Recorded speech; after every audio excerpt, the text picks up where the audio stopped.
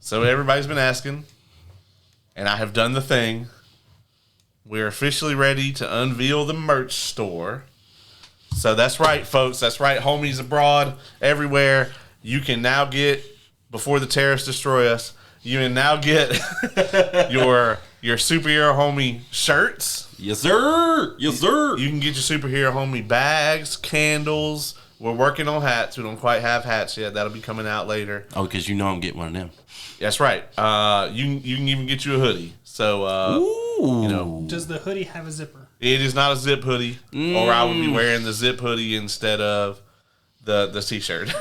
I can only do zip hoodies. Same. I'm not a pullover guy. Never have been. I cannot do a pullover hoodie, but if you can, we got you. Like, Brendan bought me this dope-ass Teenage Mutant Ninja Turtles, like the 80s cartoon, like, pullover hoodie. And I'm just like, I love this so much, but I can't fucking wear it. It just drives me nuts. Well, I, for one, like pullover hoodies. And so, homies, if you like pullover hoodies and you're like me, you don't pull out, then this pullover would be perfect for you. That's right. Brought to you by Dick and Nips. But I'll have Ace here drop the link. Yes. You know, so. There will be a link in the descriptions and in the show notes, so go ahead and click that link now so you can go ahead and go to the merch store and get your superhero homie swag. Yes, sir. That shit's gonna be amazing. It's gonna be baller, out of control. It's gonna be fantastic, if you will. Especially when the four of us are gonna be sporting them. That's right. Mine comes in either tomorrow or the next day. Superhero homie merch store. And since everybody has been asking me this as well, the candle is because there's a candle, Superhero Homies candle. It is a apple harvest scent. Is that what we sell? Is it Woodwick? It is not a Woodwick. Bruh. Listen, you getting a little too fancy here. Okay? No. Like, you swear by Woodwick. I do. I'm not saying that we won't ever have it. I'm just saying this is the 1.0 of the merch store. Things will evolve. You try dealing with the committee, all right? And see what you can get past them. Like they don't answer my phone calls though. Okay. See, exactly. So it's a very strenuous process, right? So I gotta take the logo. I gotta make sure it'll fit on the thing. I gotta run it by the committee. The committee has to talk to Junior. You would think that we could just talk to him right here, but he won't talk to us about any of this shit while we're here. It's all got to be written. Come on, man. So we're talking about like a 30-day turnaround time here for each product, and that's if they like it. If they don't, then we got to start the whole thing over. We have to do an amended process. No. And it's a whole... It's a whole thing. Have to fill out Form 117B9. It's the worst. Oh. It's way worse than A, you know. Yes. Yeah. The A9, that's the one that Kevin got stuck filling out. Oh, yeah. And that's why he's not on the podcast anymore. Right? Yeah, he's actually all filling out that form. Still. See, I don't answer their phone calls. See, and that's a dangerous game, but I commend you. Yeah, it's like not answering the guy from the Avengers. Damn it, I can't think of his name right now. Nick Fury's phone calls. Yeah. He's never called me, but well, if he does, you should pick it up. You probably should. I don't pick up numbers I don't know. I mean, right? Because I don't have him saved in my phone. That you know of. That you know of. Yeah. That's fair. Yeah, you don't save Nick Fury in your phone. He saves himself in your phone. That's right. I will be honest. If my phone started ringing and I picked it up and saw that, I'd probably answer it. Oh, yeah. Right? For sure. Hey. Oh, man. Before we get started here, guys, has there ever been a moment or maybe an event that you wanted to see in a superhero movie that we haven't gotten yet? A good Green Lantern movie. That's a whole movie. Oh, yeah. They're working on the series. I think I actually might have something for this one.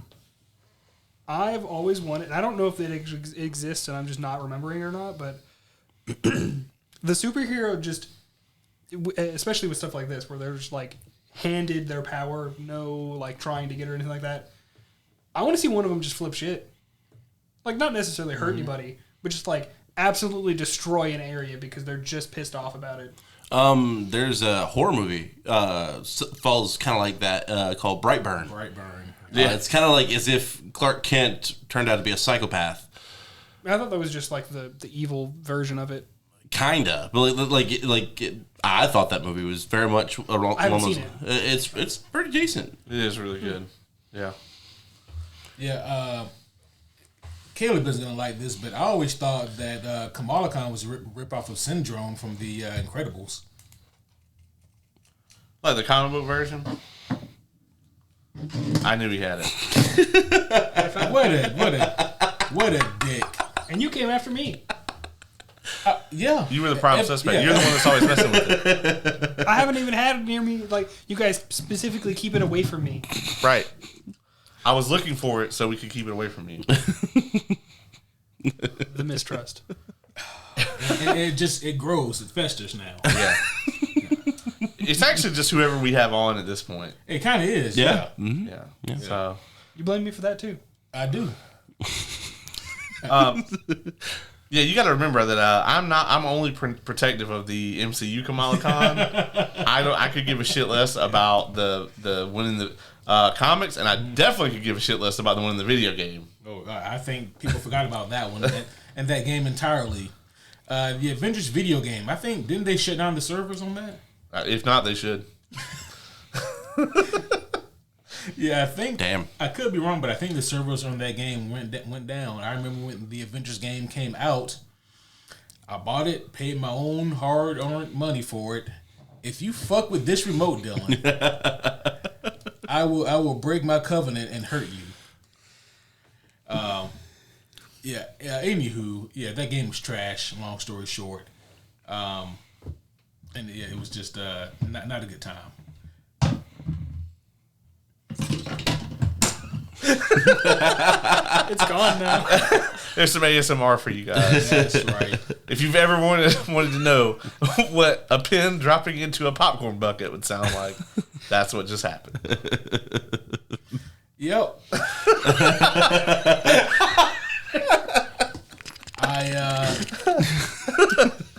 I got nothing. You know, homies one and all, welcome back to another episode of the Superhero Homies podcast. My name is Quentin, and tonight I am ready to get this shit over with. I am here with my illustrious co-host, the man who, after months of being bombarded, has opened up the merch store.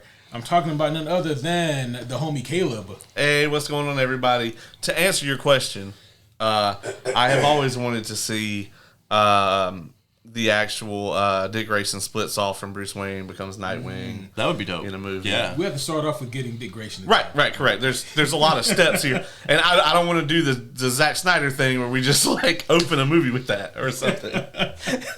Oh, so you meant like an existing comic event thing?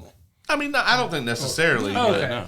Yeah, just kind of anything maybe that did or didn't exist in the comics, or maybe from the TV show that you would like to see on the big screen that we haven't gotten. I mean, obviously, yeah, everyone knows I'm a Green Lantern fan, but like, I would love to actually see a series for the Blackest Night. Ooh, that would have to be like a It would either be a series or just a lot of movies. yeah. Oddly enough, I mean, Zack Snyder would have been great for a Blackest Night movie. Oh yeah. Yeah. If he could do like a 4-part event like he did with the Justice League, he could hit it all. And yes, we are also here with none other than the again returning, reigning supreme homie Oz. Welcome back. Yo, what's going on, people? And last but certainly not least, the homie who likes to fuck with my shit more than anyone else I know. The homie who I love and tolerate, and maybe it's because I put him through maybe some awful movies every once in a while. I'm talking about none other than the wonderful, the gracious, the homie Dylan. I feel like one of those terms weren't right. Hi. And it was only a pen and a knife. And my toilet paper. I was about to say, And toilet the paper. soap. And the soap. And the soap. Neither of those things happen on recording. It doesn't It matter. doesn't matter. Always fucking with his shit. Also, him doing it and Kay doing it, not my fault. It is your fault. I didn't. You blame inspired for the those hell things. out of me today. So, I mean, and All I you, did was say a thing. and you told Kay to do it. You can't prove that.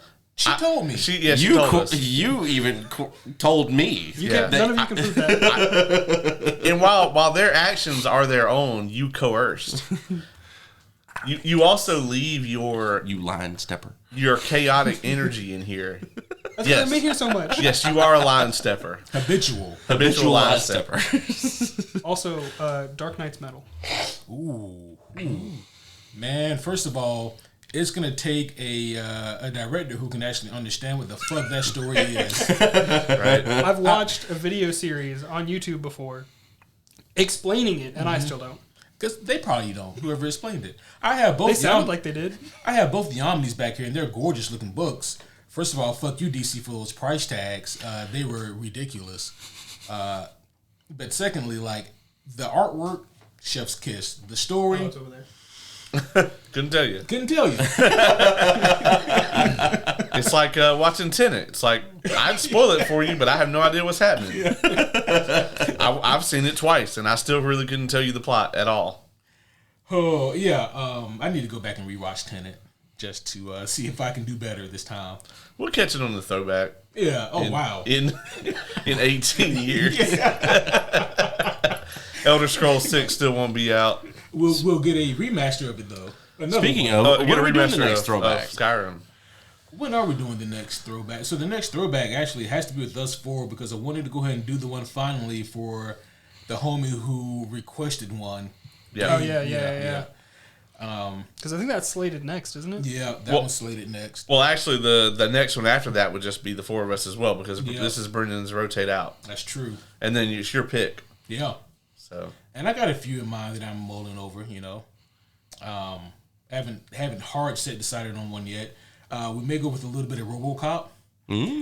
Or we may just keep in theme and do another Kurt Russell and John Carpenter movie. Oh, jeez. Instead of Big Trouble in Little China, The Thing, another one of my favorite movies. I actually will not hate that because I have not seen it all the way through. Like when I've seen when I was on the horror movie episode, like Yeah. I still have not seen the movie. So Oh, well then, shit, that may be the one. I love The Thing.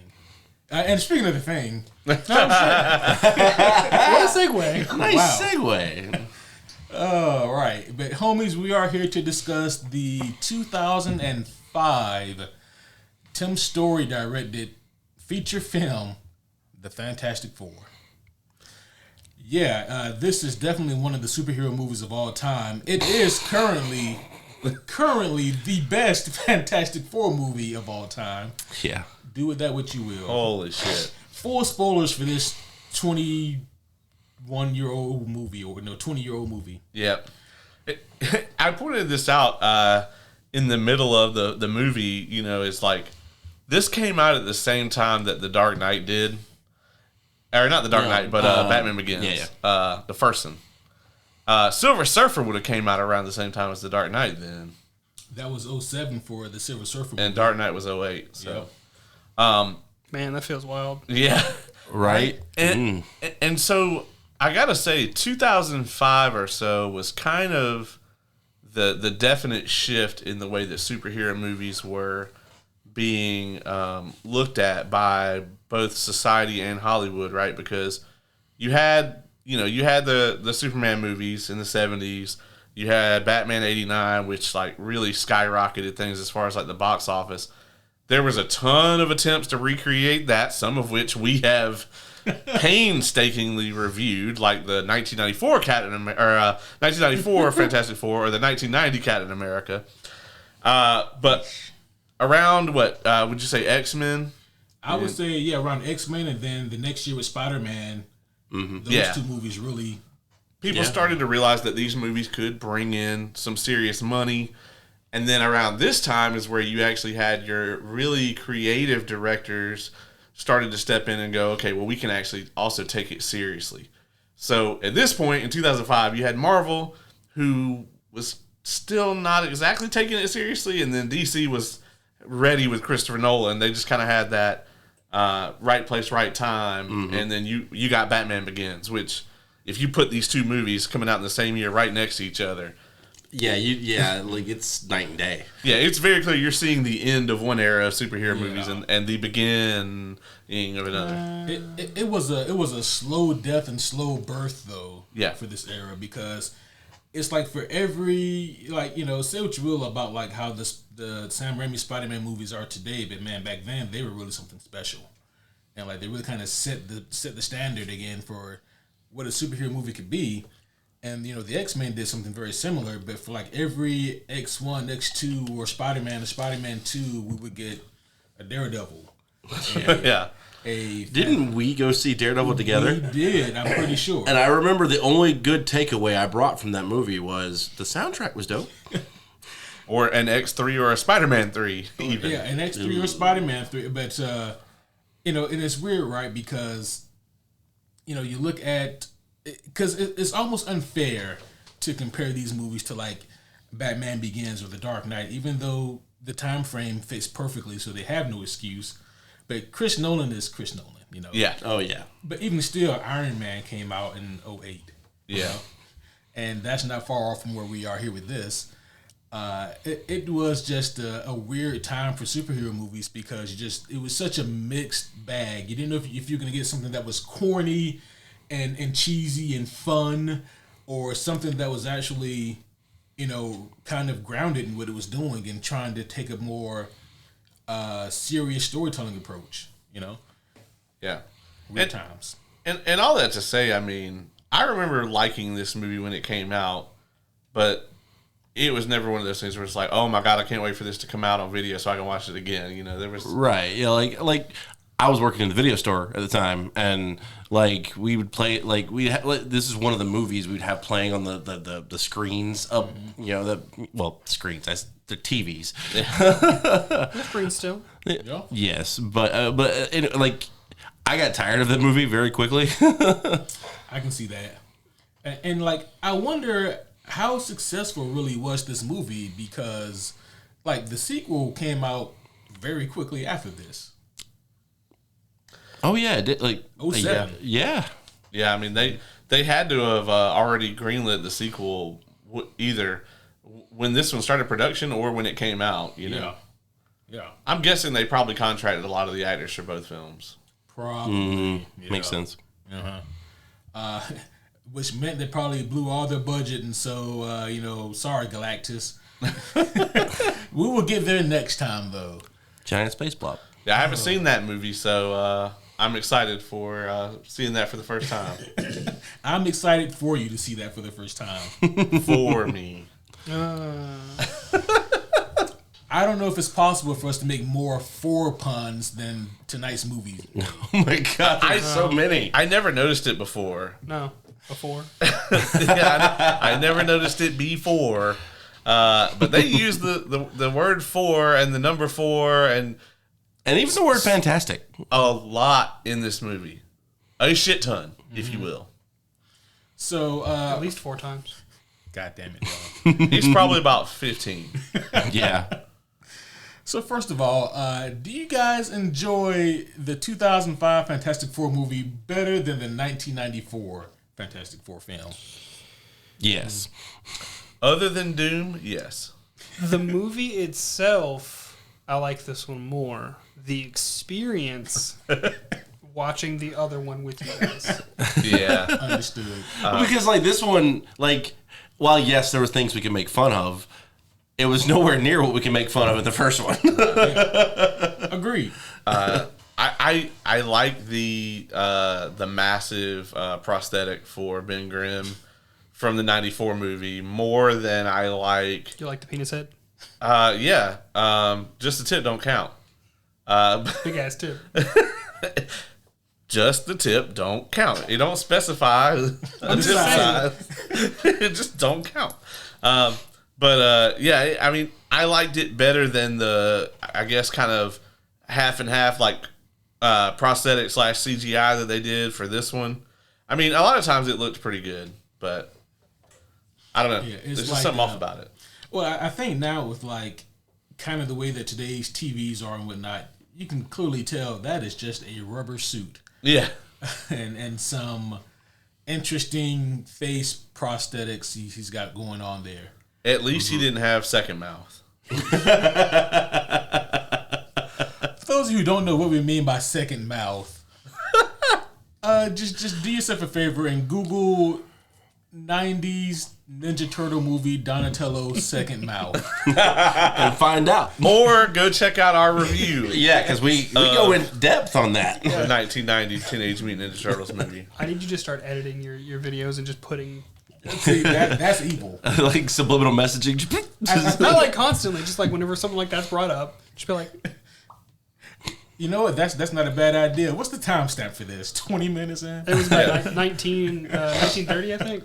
I thought you just meant like every 18th frame. He should put some second I'm not mouth. talking about Fight Clubbing somebody, okay? Just like, I'm watching this and it's making me incredibly uneasy. And I don't really know why. I think it was Brendan who almost convinced me to use that picture as like the artwork for the thumbnail. Oh, you should have. Yeah. Oh my god. That's the best Brendan idea I've ever heard. And I thought about it, and then I was like, no, I want people to click on it. That's fair. Okay. If I saw that shit, I wouldn't click on it. Absolutely not. It would depend on the day. What about you, Ace? Did you enjoy this movie? Did you like it better than the 94? I certainly had an easier time watching this than the 94 movie. That's a very interesting way to describe watching a film. Yet accurate. Yeah. I feel like you make that same, description for a lot of movies on this podcast. He's watched a lot of movies, okay? It's just good that I'm not an alcoholic because I probably wouldn't be here. There have been a few movies that I didn't know we were watching, and I didn't think to be concerned until you broke out alcohol, and I was like, oh no. When we watch Fantastic, there will be alcohol. There would be alcohol. Gotta get some of that peanut butter whiskey though. Oh, it would get some more of Screwball. that screwball. Try that. Yes, I have some more of that, and I'll get something else too for sure. I need some Douce poured the way you I I need, get some Douce. I need to look up the peanut butter and jelly shots. It's that screwball and something else. If this man ever offers to make you a Douce and Coke, just tell him to just bring you a Douce. Because all he's going to do is take some Coke and just put 5 drops in the top so it looks like there's some Coca-Cola in that shit, but there's not. I'll ask you to make me that whenever we have Beat Saber night again. Yeah. Oh shit. What were we talking about? Oh yeah, this movie. I almost called it a trash ass movie. That's not fair. Yeah, no. I think that my viewpoint was perfectly surmised by what Dylan said. The 05 movie is definitely the superior movie compared to the 94. But the experience of watching the 94 as a group was way funner. It was fucking great. The 94 is definitely like a Mystery Science Theater type thing where it's just everything that happens is so ridiculous that you can't explain it, and if you tried, all you do is give yourself a headache. Mm-hmm. With this movie this is, of the 4 we have, definitely the more cinematic and more palpable movie. It is the least offensive to the senses. Mm-hmm. No one gets hit in the butt with a laser beam. Over and over again. Yeah. Very, very specific, Dylan. It is very specific. Yeah. This movie actually has a lot going for it. Unfortunately, the highs of this movie are not very high.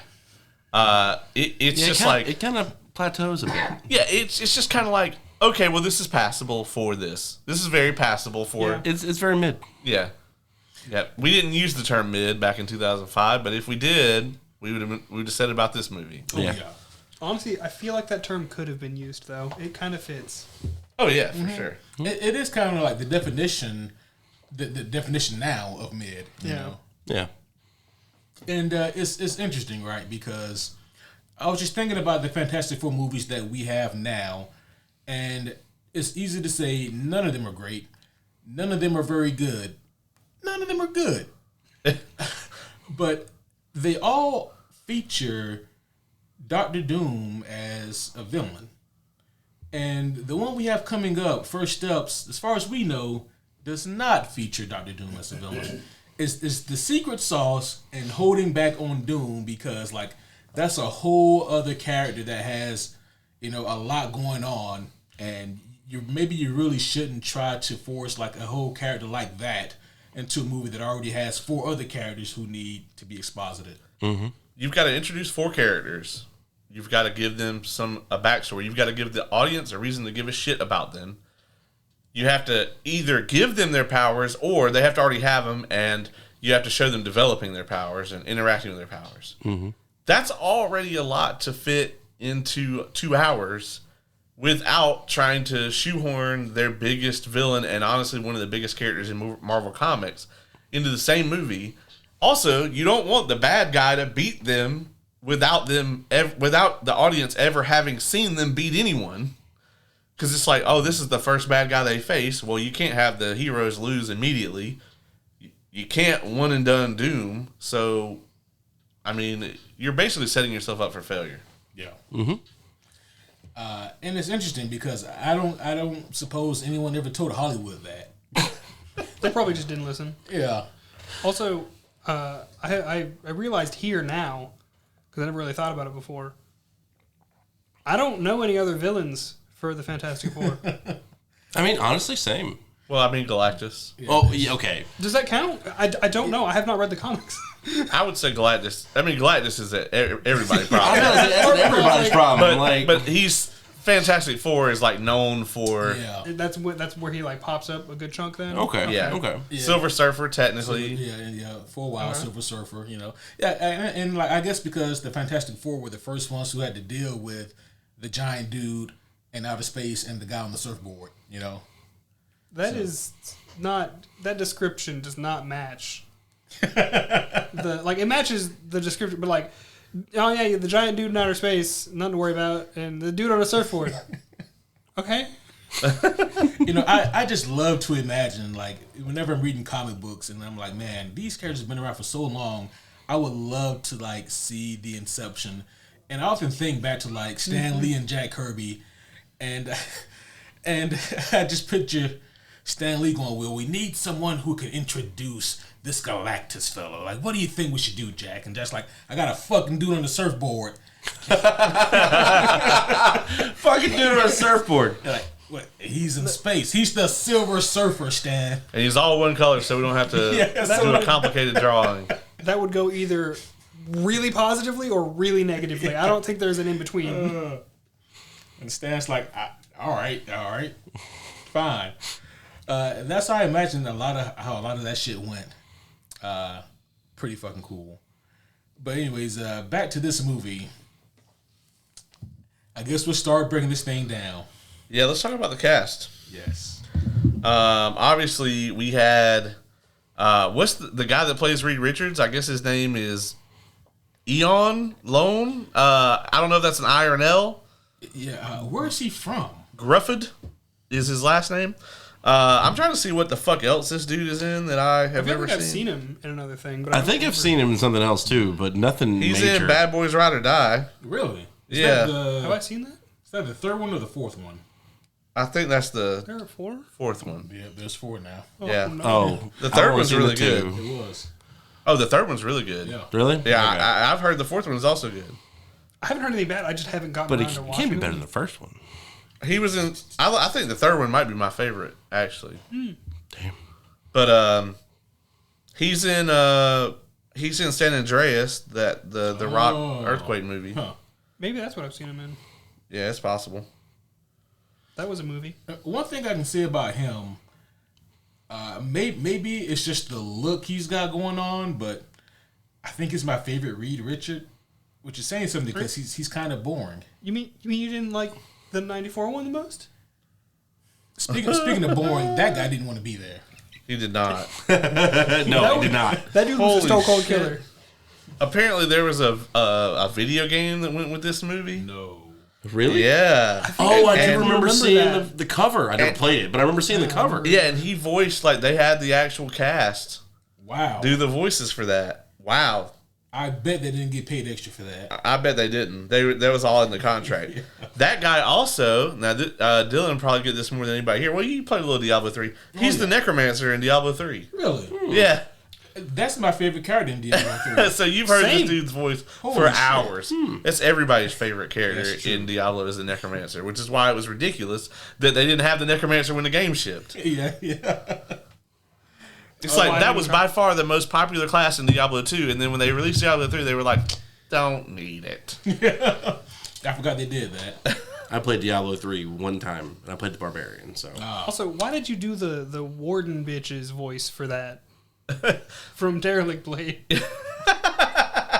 Way down. Don't need it. That's a deep cut, folks. That is an insanely deep cut. This is from like 25 sessions ago in our D&D campaign. I will always recognize that bitch's voice. That NPC has been dead for a long time. You better stay that way.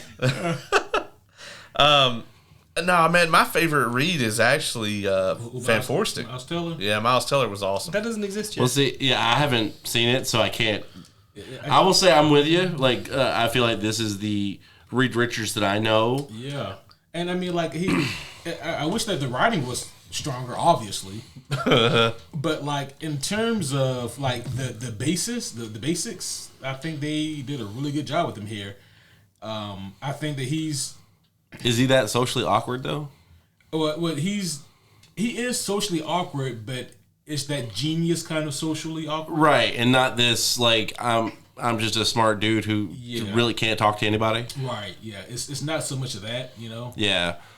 He does have some of the genius vibes here, but I mean, I think a lot of the heavy lifting is done just because he really looks a lot like Reed Richards. Yeah. I think you might be right on that. Because like the more I'm thinking about it as you're talking about it, I was like, no, he doesn't really give off the genius vibe. He doesn't even really give off that awkward of a vibe to me. Like not a genius awkward vibe. He just doesn't know how to read Sue. That's about all I get from it. Yeah, it's like He doesn't know how to read. God damn it. Bet you he does. Everybody gets one. Have I gotten one of those yet? Probably. Yeah. Not tonight. I don't know if I'll be able to say anything like that. Right? I mean, I don't think any of the Reed Richards that we've gotten are good, right? This guy, though, definitely looks the most like when you picture Reed Richards in your head, like what he looks like in the comics, that, you know, there's not very many shots, honestly, of him in the suit in this movie. I mean, there are some, but not as many as you would think for, like, the main character. Yeah. I will say they really did try to go and give each of them a somewhat equal amount of screen time in this movie, which I appreciated. Yeah. I actually feel like he got the least amount. Yeah. I think so, too. Yeah. Yeah, because I think they... No, you can't do it for yourself. I did it for He him. did it for me. Oh, okay. I see. Okay, you see, because I mentioned Sue Storm and she's invisible. You know what? Fuck it. God damn it. I was about to be like, which one's the one that says not wrong or no? Or, I think it's the blue one. She stole John Cena's gimmick. She kind of did. Yeah. I do have an overlay that I'm supposed to go over the buttons, and I can just write down with like a Sharpie or a pen what each one does. But I purposely leave it blank so that only I can sometimes remember what these buttons do. So we can't just reach over there and push one that we want it to do. But that leads to me pushing random ones before the show. I'm gonna have to- and us getting locked in. Also, So I the know 30-second one. I know what they all do because, like the Raptors, I test the fences. One of these days, I'm gonna just without you knowing. So, I mean, granted, the colors are gonna be different, but I'm gonna change it to like pattern 2. That's what we need that as a button. We need an old man be like, one of these days. The situations for that are very interesting. Nah, I'd be like, well, one of these days we're gonna get a good Fantastic Four movie. One of these days. No, he's not wrong. That's true. I have my versatile button, the one that I change all the time. Like, for example, for this movie, if you haven't seen it, there will be spoiler. Right. I really like that button though. That's a good button. I Yeah, like we that got to keep button. the spoilers. Man, I love how we've made it 34 minutes and I mentioned a goddamn thing. We talked about Reed Richards. That's true. And I think we still have talked about the topic more than the last. 94 or Batman Ninja. We reviewed a lot of bad shit. Which movie are you talking about? One of the ones where I can't remember which one it was now. I'm blanking on it, but we were specifically like, this is probably going to be the nominee for didn't want to talk about. I feel Minecraft is on there for sure. Yes. Yeah, Minecraft is definitely on there. Yeah. I think the 1994 might be on there as well. There was so much to talk about with that movie. We stayed on topic. We did, yeah. Sinners was like Minecraft. a weird review because we actually talked about the movie like 98% of the time. Whoa. Oh yeah. I still want to watch it. It's tremendous. Yeah, I plan on going to see it too. Yeah, I mean, I'm probably gonna go back Friday or Saturday if you guys are interested. So Saturday I'm busy. Yep, Saturday I'm busy as well. Friday I'm Same. also busy. If I go to the theater Friday, though, I'm probably going to go watch Revenge of the Sith. So, we going to see. But back to this movie. We were talking about the cast, right? Yep. Yeah, I think Reed is really understated here. Like, I don't think that they ever really give you a reason why he's the leader.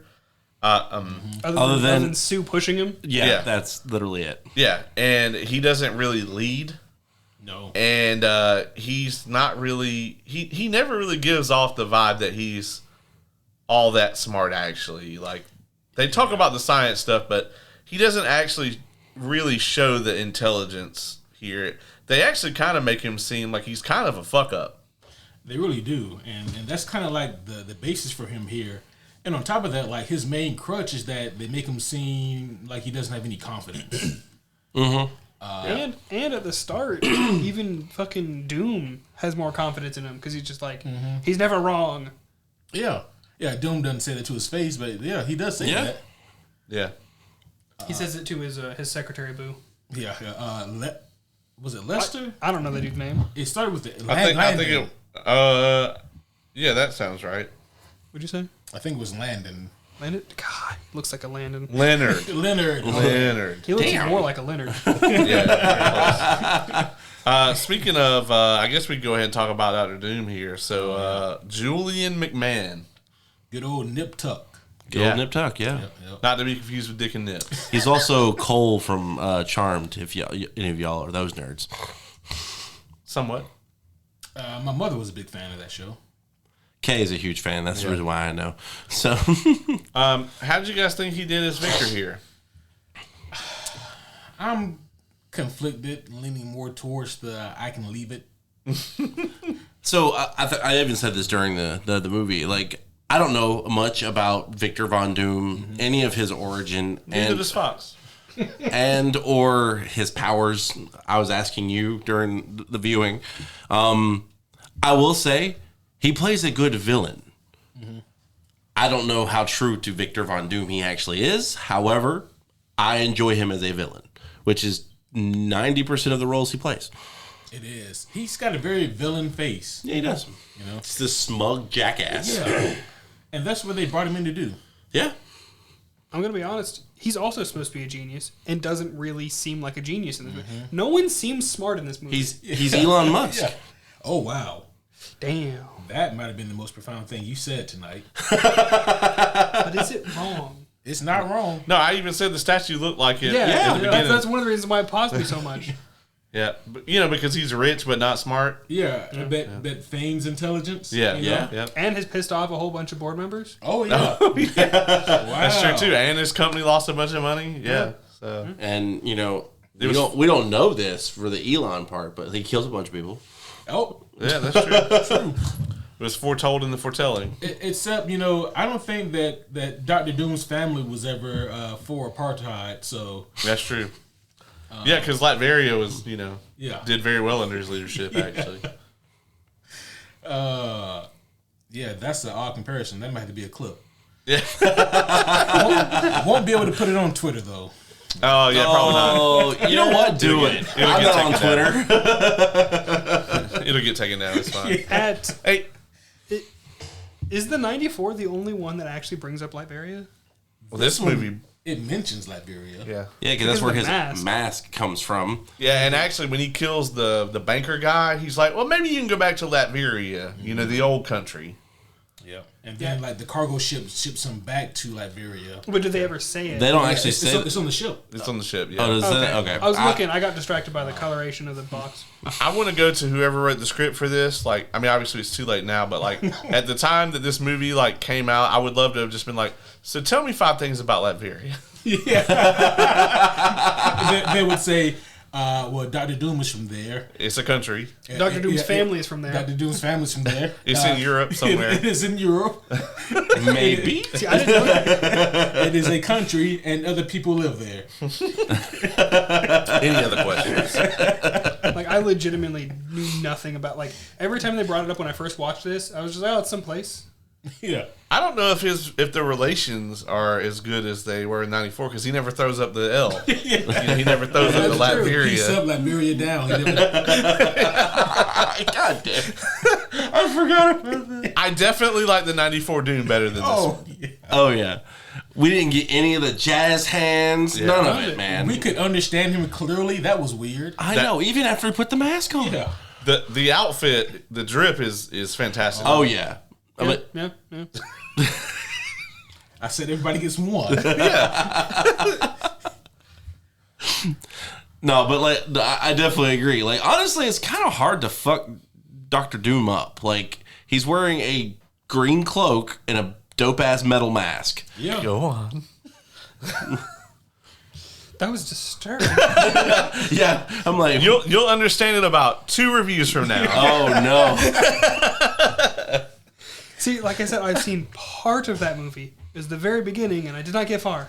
Yeah, that review. I don't remember why I stopped it, actually. Oh, wow. Well, I think you finished it. I think your brain's trauma deleted. That wouldn't be the first thing. yeah, 2015 Fantastic Four review would definitely have to be done on a Friday when nobody has to work the next day. Yes. Oh, no. Oh, is that Yes. bad? There will It be ain't that alcohol. good. Oh, okay. So there'll be a Depending lot on of how bad it alcohol. is. You know, I might crash on your couch. That's Yeah, fine. That's Yep. fine. Yep. I might crash in your bed. Yeah. Oh, well, you know. I like to sleep naked. I might get an Uber home. Okay, that might be suitable. I didn't know where he was going with that for a second. I know, right? It was right on the heels of I'll sleep in your bed. I'm like, whoa, bro. I mean, got no middle spoon. judgment. I was Middle kind of spoon. nervous. Everybody thinks Little Spoon is the best spoon, and false.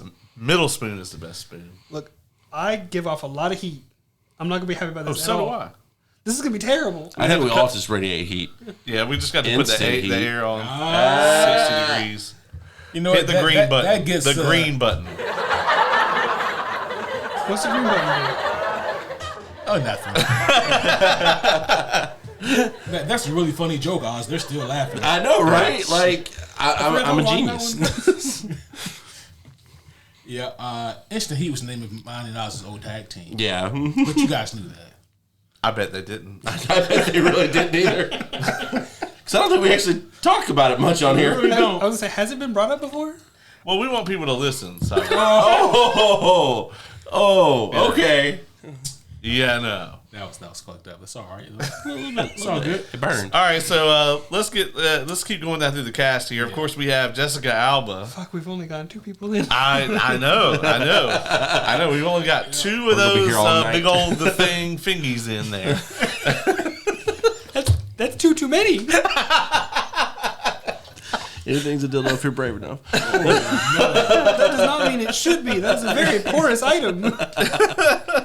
Ribbed for her pleasure. Oh, no. Oh my God. Okay. I meant bacterial, but okay. Let's speaking of rib for her pleasure. So Jessica Alba as Sue Storm here, She's strictly eye candy for this movie. right? Yeah. She has a terrible case of same face. She says she's angry, but we don't ever really see that. She gets a little snarky. Yeah, she gets a little sassy, but I don't ever feel anger from her. Yeah, and that she says that's how she activates her powers.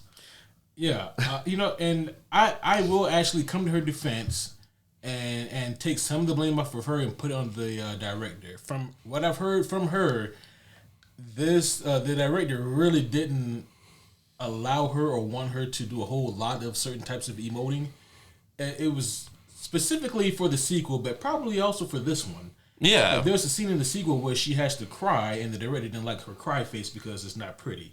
and so they CG'd in tears instead of having her actually, physically emote. And if he did that with her in the sequel, he probably had her not emote in this one. Well, I mean, clearly they were mostly worried about her doing invisible nude shots. Yeah, what's the fucking point of an invisible nude shot?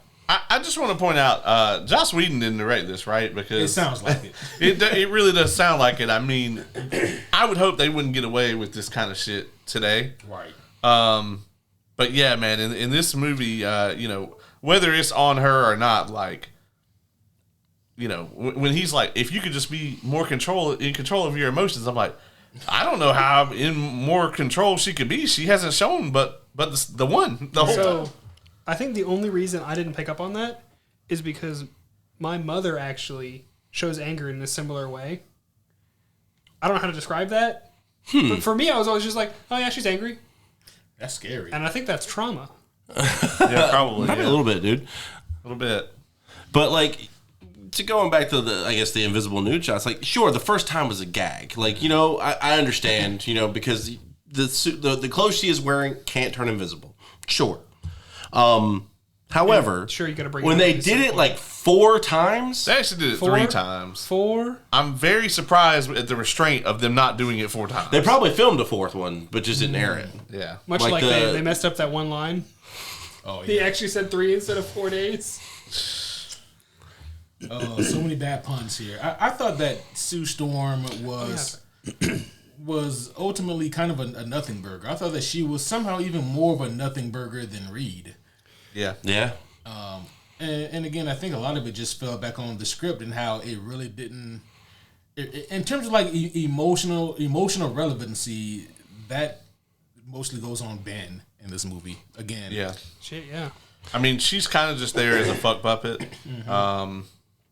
Literally, Literally, first she's fucking Victor, and, and then by the end of it, she's fucking Reed. Whatever. Yeah. See, and every scene she's in is her being hot, or they even, throughout the film, they even change her, like, hot style.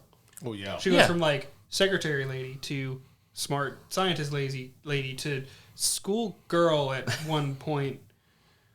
Cleavage always out. always. Yep. I almost said it when we were watching it. I was like, because they literally just zip up Oh yeah. fucking one of them, and then she's walking with it way down here. I'm just like, fuck it. All right. And they often have the camera shots above her, like So you can see down a little Yeah. bit. Yeah. Yeah, she was definitely just there for the eye candy for this. And pretty much all her plot points are her being somebody's arm candy. Like, as you pointed out, first she's with Victor, and then, she ends up gravitating more towards Reed, and then Victor uses her with Ben against him to say, oh, well, Reed just wants to spend time with his girl or whatever. And then, it becomes a whole plot point of that. And then Johnny's got the, oh, hey, don't fuck my sister, thing. I don't even think he does that well. No. Yeah. That's only like 1 or 2 lines. Yeah, and like just like even like at the end, like when like she is held her force field too long or some shit, and she's done the damsel in distress fall. I'm like, dudes, come on. Right. There was a definite, like, as we said at the beginning, there was a shift happening in the way that these movies were treated in Hollywood, and Fox had not got the memo. As a matter of fact, Fox never got it, which is why they went out of business. Yeah. Makes sense, right? Yeah. And it's just so fucked up because the more I think about it, the more I realize, in my humble opinion, we haven't gotten a great or even good representation of Sue Storm live action yet. No, I hope we're about to. I hope we're about to. Yeah, I really don't know what her character is about.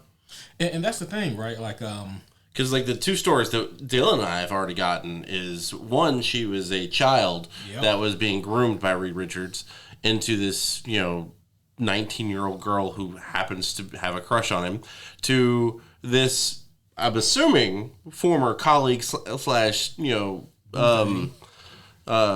schoolmate that seems intelligent, but only is made to be, like we said, a fuck puppet. yeah, it's kind of fucked up. Quick story time here. Favorite Sue Storm moment from the comic books. I think that perfectly encapsulates who she is and what she can do is during the Civil War. And, Team Cap versus Team Iron Man. And, in the comics, it's pretty one-sided there for a while. Iron Man's got all the heavy hitters, all the money, all the equipment. And people like Hulk and Thor are either presumed dead or off-world. Mm-hmm. Doctor Strange is, he's Switzerland. He's neutral for the most part until he's not. But, and so, like, Captain America's team is mostly comprised of street-level people. Mm-hmm. And Iron Man has everyone else, essentially. He's got, like, a lot of the powerful heavy hitters. But anyways, Team Cap, they're getting their asses whooped. And at one point, they bring out what Reed, Tony, and Ant-Man had created, which is like a robotic clone of Thor, who will later be known as Ragnarok. But when you first see it, it looks like Thor, behaves like Thor, has powers similar to Thor, and it kills a teammate of Captain America, Giant Man. Straight out kills him. And Reed was like, oh shit, I don't think we programmed it to do all that.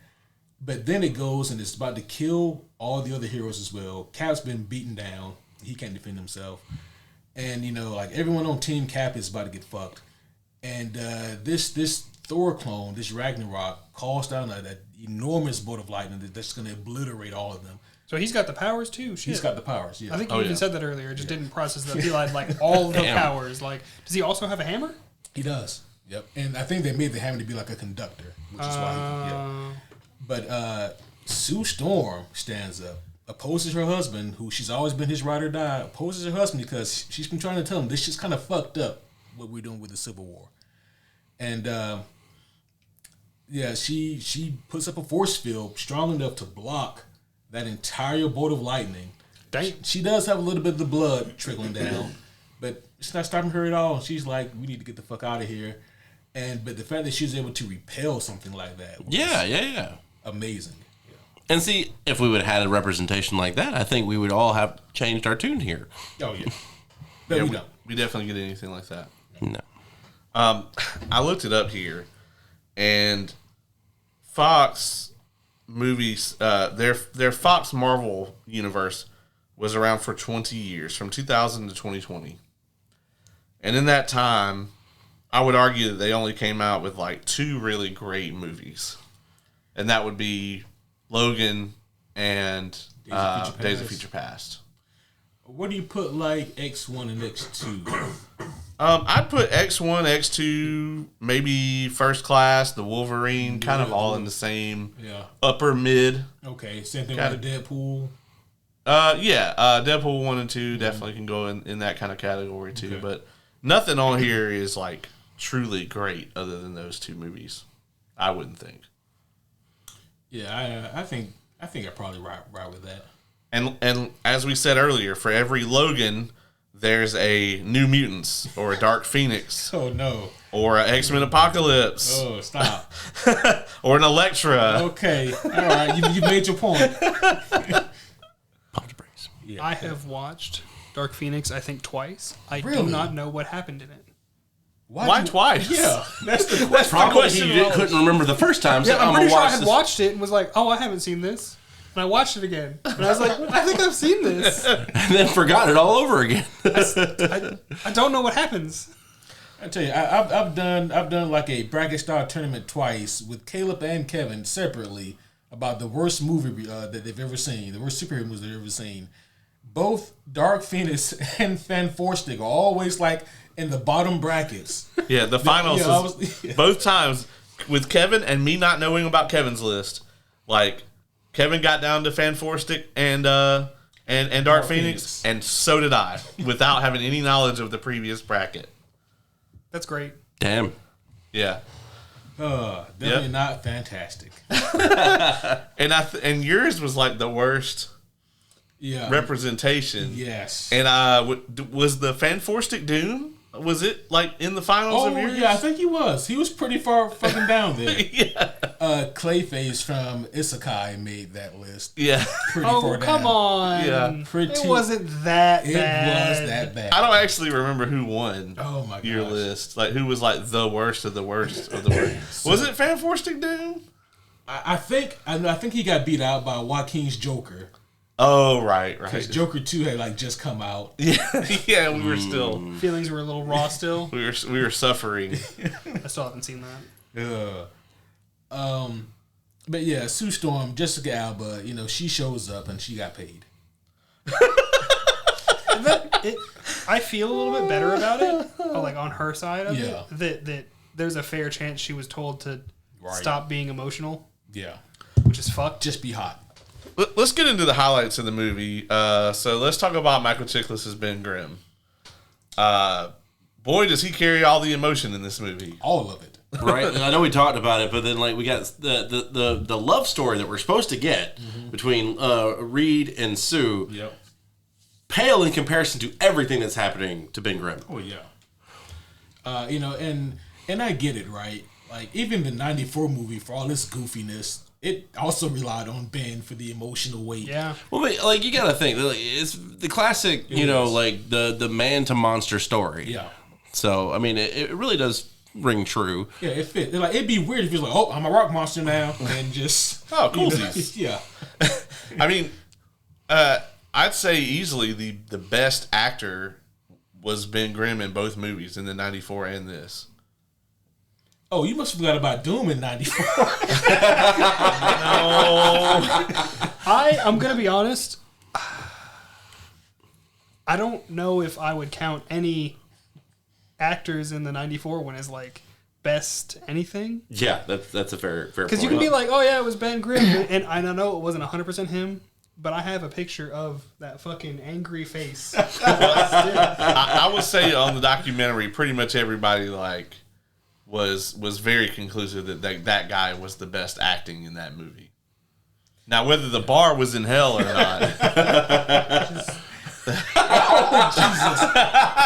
I don't know if the camera can pick that up, but my God. at least in that movie though, that suit had like defined eye sockets.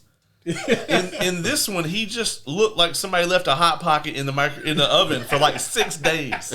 Like, He does kind of he looks like the old pizza roll that just gets stuck. He kind of looks like Spawn's skin from the Spawn movie. Yeah. I don't know if it's that bad. That but got fucked up. But as we know, Michael Chiklis, like, I mean, he's a tremendous actor and was able to at least portray all that emotion in the voice work for this. Mm-hmm. Yeah, I think that he did pretty good here, all things considered. And even though you can tell that he is not very mobile in that fucking suit, like he's got all the range of a 1990s action figure, Just, yeah.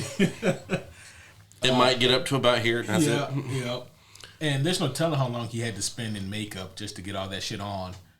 But Plus, he lost a finger, so he's down to 4. Like Jim Carrey went on an interview and described being put in the Grinch makeup and costume as if he was being buried alive.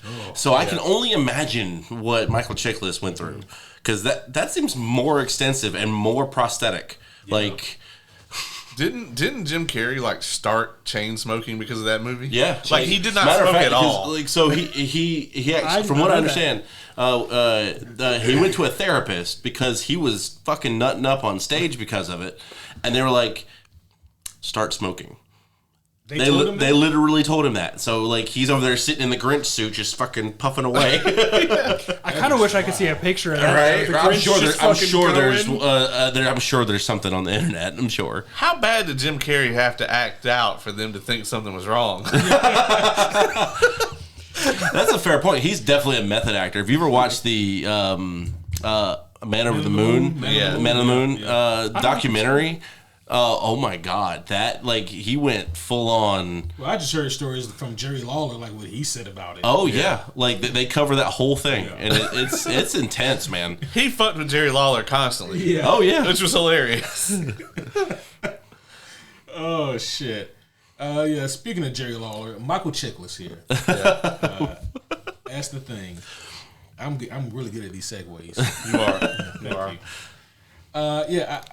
Ben Grimm here, like we said, he does carry the emotional weight, and they get right into it. So I'll be honest, right? Like I'm not familiar if Deb is in the comics, And so, like, rewatching this, I forgot about Deb and that character. Yeah, because everybody remembers Alicia. Alicia, Yeah.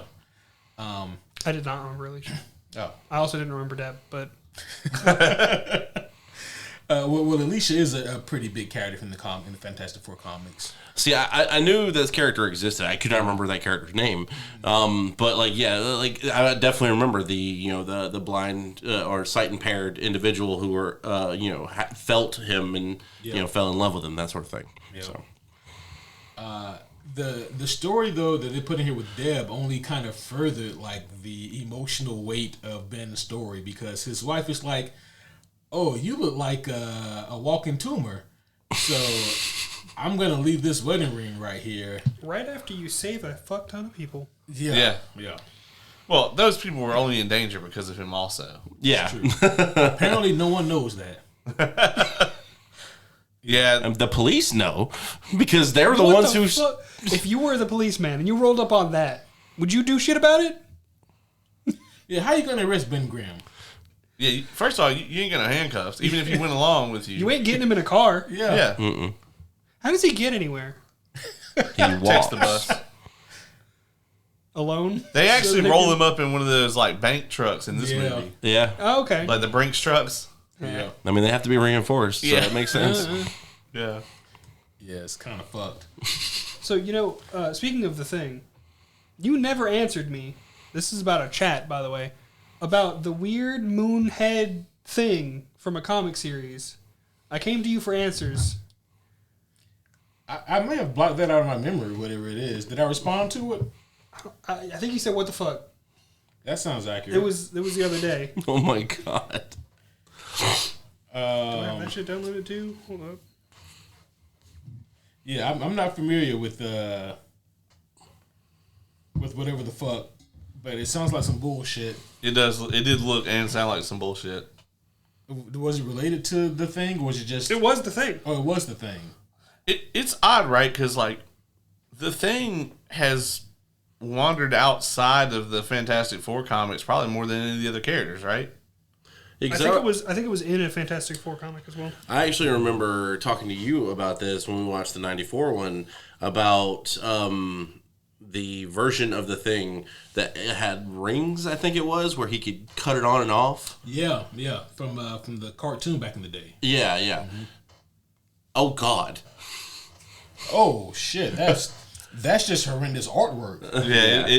It looks like a weird mashup, of Mr. Peanut and Big. Yeah. No, this is a weird reference. Like, you ever played the Outer Worlds? That's like the moon face guy. Yeah, that's yeah. what it is. It's like Uncanny Valley. I'm gonna try Moonface this guy. again in case they can see. Here you go. Yeah. Have more. And I I might just have you send me those pictures, see if I can. I've remember sent to you put this them one up. once. Actually, I've sent you both of them. Well, you Send can't them blame me again. for not keeping them. That's right. I would delete that shit too. I'd be like, moving on. We also got Chris Evans in his other superhero role, where he was Johnny Storm. What do we think about Johnny Storm here, guys? Honestly, hate like, you hate the character in general. Yes. Yes. But, like, I've always loved Chris Evans as Johnny Storm. Like, he was the main reason I watched those movies to begin with. Because, like, I knew Chris Evans from, Not Another Teen Movie. Same. So, like, I knew he was funny as fuck. And so, like, seeing this cocky asshole, Human Torch is just hilarious. I wonder what made him, after these two Fantastic Four movies, made him decide to give Captain America a try. Oh, yeah. When I heard he was going to be Captain America, I was like, Those are so different characters. But, like, and he nails both of them. So. Yeah. Because, like, also I know him from, Scott Pilgrim versus the World, and he plays the third boyfriend, and he's a dick in that, too. It's crazy how many superheroes are in that. Right. Because the dude from that plays Clark in Superman Returns is, the second? He's the vegan one. Yeah, he's the Brandon Oh, Routh. shit. Brandon Routh, Yep. yep. I did not know that. He's also, he plays two DC heroes. He He's does. Clark Kent and The Atom. the Atom. The Atom, from... Oh, see, I did recognize the Atom. The Hank Pym ripoff. And then Brie Larson, of course, is in it. Yep, that's true. Larson, Captain Marvel. Yep. Oh my gosh. Brie Larson's in it? Yeah. She plays his ex-girlfriend, the one in the band. Oh shit! Mary Elizabeth Winstead. She was the huntress in Birds of Prey. Oh God! Oh, she was. I forgot all about that. Holy crap! What was she in Scott Pilgrim? The main squeeze. Ramona Flowers. Okay, see, I don't know I haven't seen the. It's been a while for me too. She's much better known as her Star Wars character anyway. So she plays Hera in Star Wars. General. Oh yeah. I almost forgot it was her because she's green. She's green. She's also married to Ewan McGregor. Random fact there. I did not know that. Yep. She's married to Ewan McGregor? Yep. Huh. I knew she got married to somebody famous. I can't remember who though. Yeah, Obi-Wan himself. Well, My ability to keep track of names is bad. Well, I remember that one because he's motherfucking Obi-Wan Kenobi. So. That's fucking Obi-Wan Kenobi. Where were we? Johnny Storm. Storm. We went on a very long trail from Chris Evans to Mary Elizabeth Winstead. To Ewan McGregor, actually. Yeah. What a path! Yeah. I mean, somehow we do the opposite of 6 degrees of separation. Yeah. I wanted to try to make a joke like that. That's a good movie. But Chris Evans here as the Human Torch. Flame on himself. You know, we made the joke about the 94 one of him not being able to use his powers unless he says the thing, but he can't use them in this either unless he says the thing. Well, not necessarily. He just can't fully hit the Human Torch part. He can apparently cast fireballs and snap his fingers and create a flame. Well, I mean, it was 9 years later, so That's true. Yeah, he grew into it better. He can snap his fingers and he can do his stuff, and he can do it all by himself. Oh my God.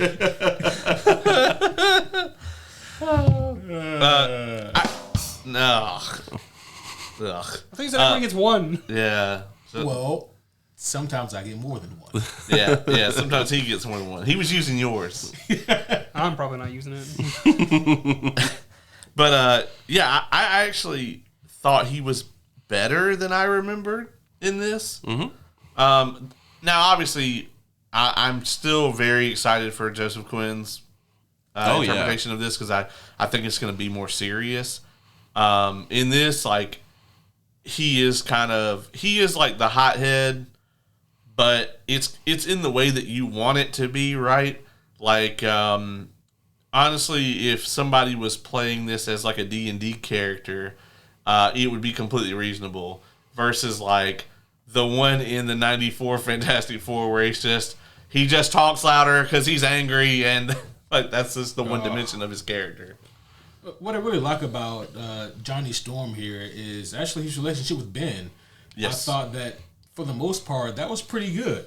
It's kind of like Victor and Hisako a little bit. They just constantly. I don't think those two things are connected. I agree because see, No one almost They're D&D died. characters, by the way. but so we're not playing them right because Ben and Johnny here, I think they actually do like each other and are friends. Listen, the just give each sexual other a bunch of tension shit. between Victor and Hisako is completely there, regardless if they want to admit it or not. I'm not saying there's not sexual tension. I'm just saying it would be a hate fuck. I am saying there's not sexual tension, but if it did happen, it would be hateful. There's sexual tension. Yeah. There's sexual tension. Well, I mean, he did get really upset and actually start using spells whenever she went down, so. That's not why. I don't know where to go from here, folks. Yeah. Sorry, You guys are the ones guys. that did We this. just take this completely off the fucking rails. Now that we've talked about the main cast, I guess we could talk about some of the major plot points here Well, for this while we're on movie. cast, who was the assistant? Leonard? Leonard? We call this man every L name. Liam? Yeah. Leo? His name was Hamish Linklater. Jesus Christ. You made that up. I'll be honest. No, I didn't. I did not. He just sneezed. That's all it was. This is motherfucking. This is motherfucking IMDb. Is he in anything else? Jesus Christ. Yeah, that's what I'm looking for. This dude supports Doom under the desk. He Holy shit! What? Oh my god, bro. Okay, so in the Batman Cape Crusader show that came out last year, Yeah. he's Bruce fucking Wayne. That's Bruce Wayne? Holy shit! Oh my god, that's great. That's So amazing. glad I brought this dude up. What the fuck? Guy's a damn good Bruce Wayne. Yeah, he was also in Legion, Wow. The movie or the TV show? the TV show. He Okay. played Clark in that. Damn. Yeah, he's not in. He was in something called The Angriest Man in Brooklyn. I bet that's a watch. He was in the 2012 Battleship movie. He was in one episode of Ugly Betty. Yeah, so basically his career went to shit for about 10 years after this movie. From sucking all that Dr. Doom dick. Apparently they didn't bring him back for the sequel. I was so. going to ask that. Yeah, he's not listed on the sequel, so apparently they thought that a Leonard-less movie was And that's thing what to do. that's what they fucked up at. They should have brought back Leonard. Yeah. That's where they fucked up.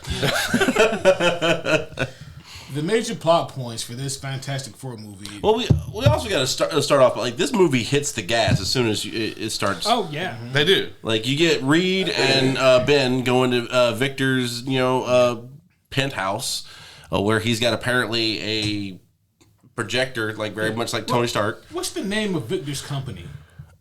Oh, it's Doom Corp. Doomcourt? Hey, it said it on the side of the building. It's I didn't catch that. oh, it's Oh, it's If I trusted you with the pen, I would tell you to write it down. Well, I mean, you didn't hear him. He said that the name of the company is clear as... you know. If you're watching this on the video, that's definitely the way to check this one out. So you can see all of the spirit fingers from And 94. Ace loses his fucking mind. I haven't seen you this upset since the Minecraft movie. I will say that within the first 5 minutes of this movie, all the characters and Victor Von Doom are all on screen. Mm-hmm. Like, Johnny's the last character we get. And even then, I mean, we start this thing off like... Reed and Ben are outside. They're like, we're going to go in here and make this proposal to Victor. They make the proposal. Victor's like, let's fucking go. And then Sue's like, I'll schedule the launch. And then we get like a screen wipe and we're at the launch. You get a And screen that's- wipe and you see Johnny, I think, driving. Yeah. No, making out with some person while driving. Yeah. Driving 2 separate vehicles, by the way.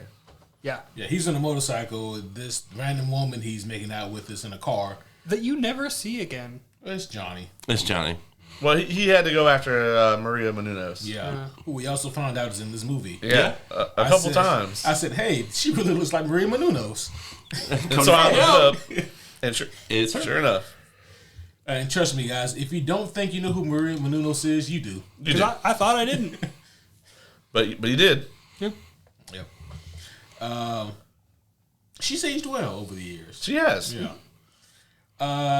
So Maria Menounos, she isn't in the movie very long, which is probably why it's not very good. Who knows?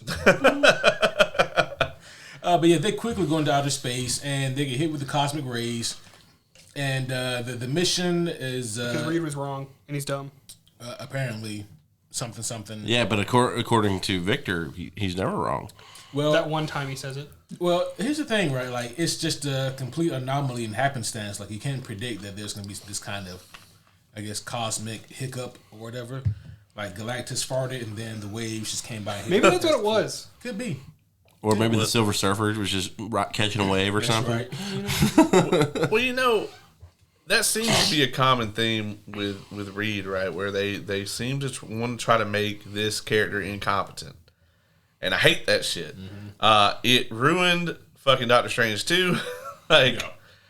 Which is kind of funny to me because everybody wanted, what's his face, from The Office. Oh, yeah. John Krasinski. Yeah, to be Reed Richards. Yes. And he looked great in the suit and everything. But then they made him like he's from the universe where Reed Richards is a C student.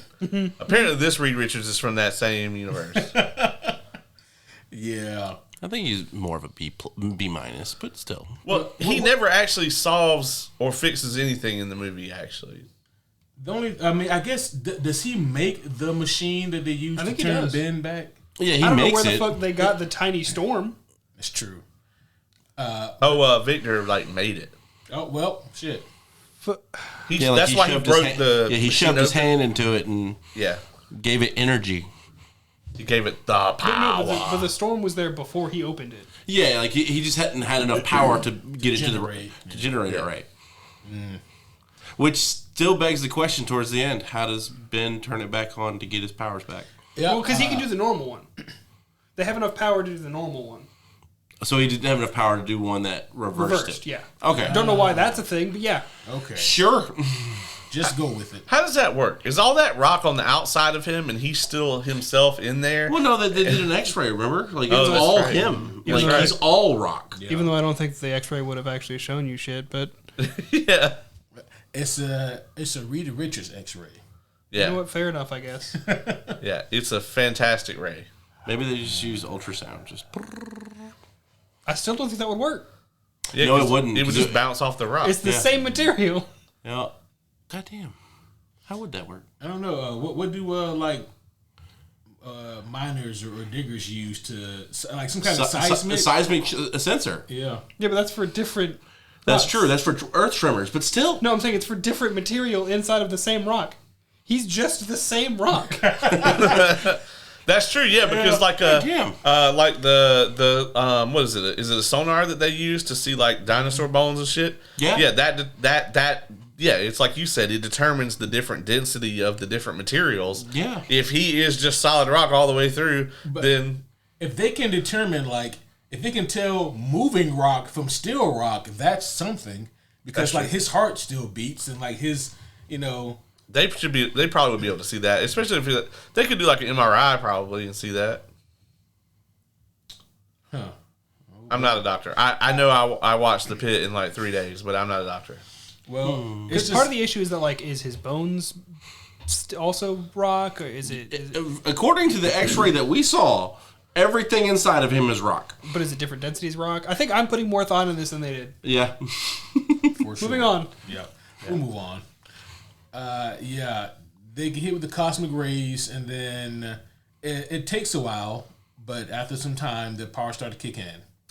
Takes like a day or two. But even Dylan brought this up. It was a What did I really do? fun moment. Like the them messing with the audience when they first get back. Oh yes, I did love that. So like you get this, you're the first person view of Ben, and Johnny's sitting there. He's like, the doctors did all they could, man. They had the best and so we're all surgeons. like, if you hadn't seen this movie, you'd automatically think that maybe he's already the thing. Yeah. And so when he holds up the mirror, it's just him, and he's like, "Sorry, they couldn't fix your face," and then just runs off like a little jackass. I did like that scene. It was a great scene.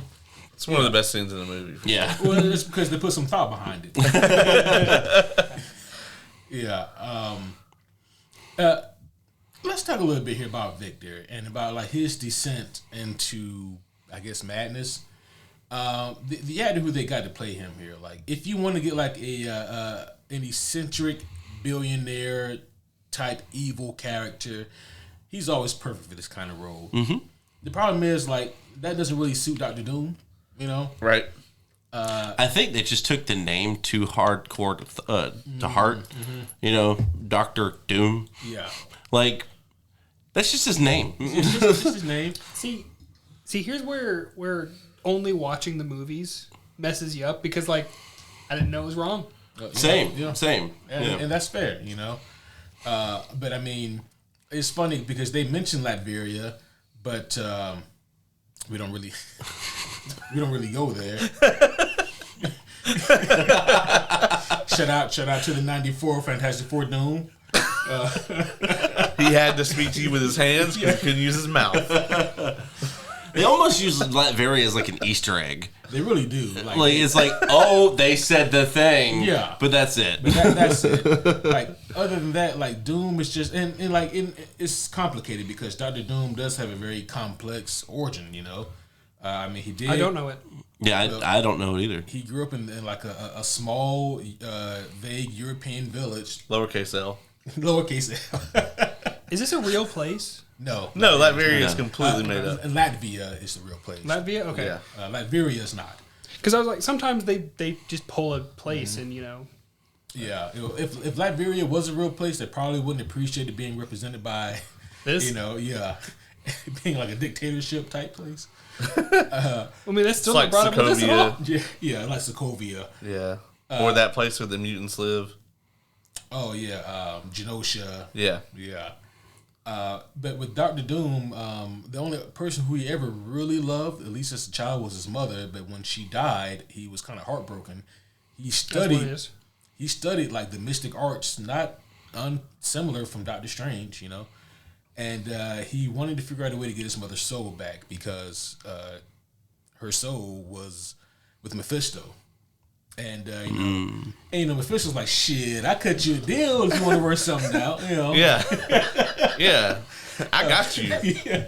But kind of one of Doom's overarching themes over the years has been, I want to find a way to get my mother's soul back from Mephisto. That's weird. He doesn't bring that up at all in this. Yeah, well, but in the meanwhile, he also was quite brilliant, and he did a lot of studying, and this is where he crossed his path with the likes of Reed Richards. Man, they barely brought that up.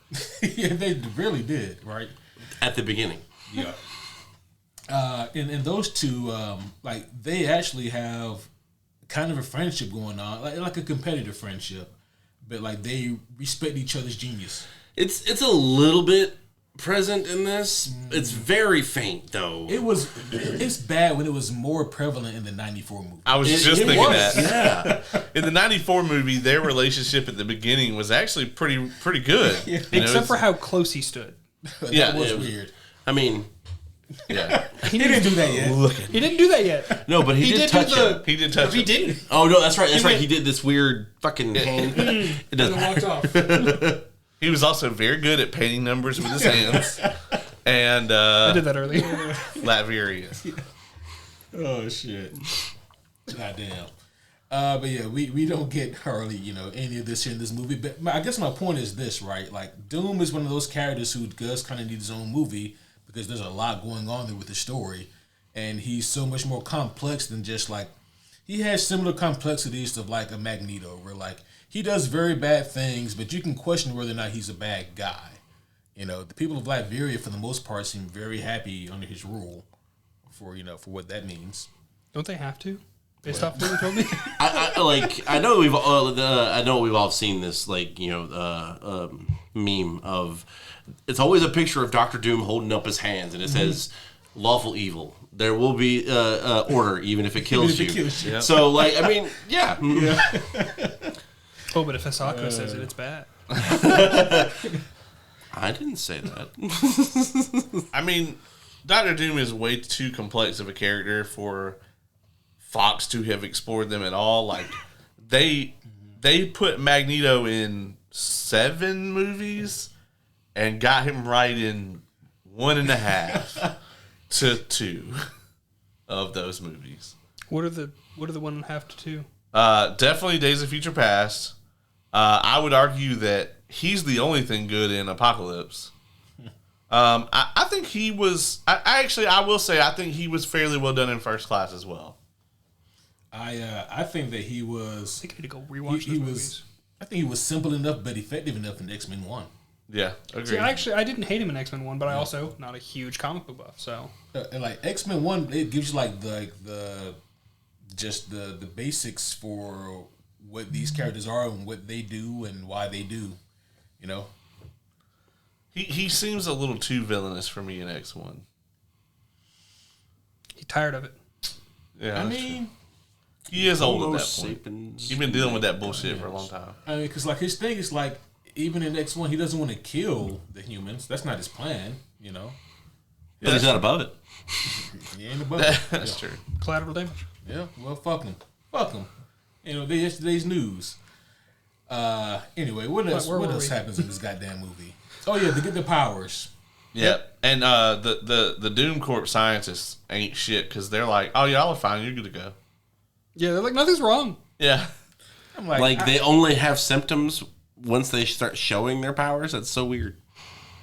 Yeah, and There's no genetic Also, alteration. that nurse is terrible at her job, and I hope she got fired. Oh, Maria Menounos? Yeah, Maria Menounos is the only person that noticed anything off with them, and then His fever went to like 200 degrees Fahrenheit. And then she went skiing with him. yeah, and then he's Like, like, that's "Hey, fine. bitch, my fever, but I feel great. You want to go skiing?" And she was like, And then went Yeah. skinny dipping with him after he burned a hole into the snow. We don't technically know that happened, but it probably happened. I mean, Well, I'm pretty sure that he definitely fucked her. Yeah. In that little Self-made. makeshift, Yeah. sauna or whatever. And also he comes in butt ass naked. Johnny does, with her coat wrapped around his waist. Well, he ain't gonna wear his coat. "It gone." Which we didn't know this at the time, but it wasn't necessarily because they didn't want any nudity in the movie. It was for the protection of the staff and crew. Yeah.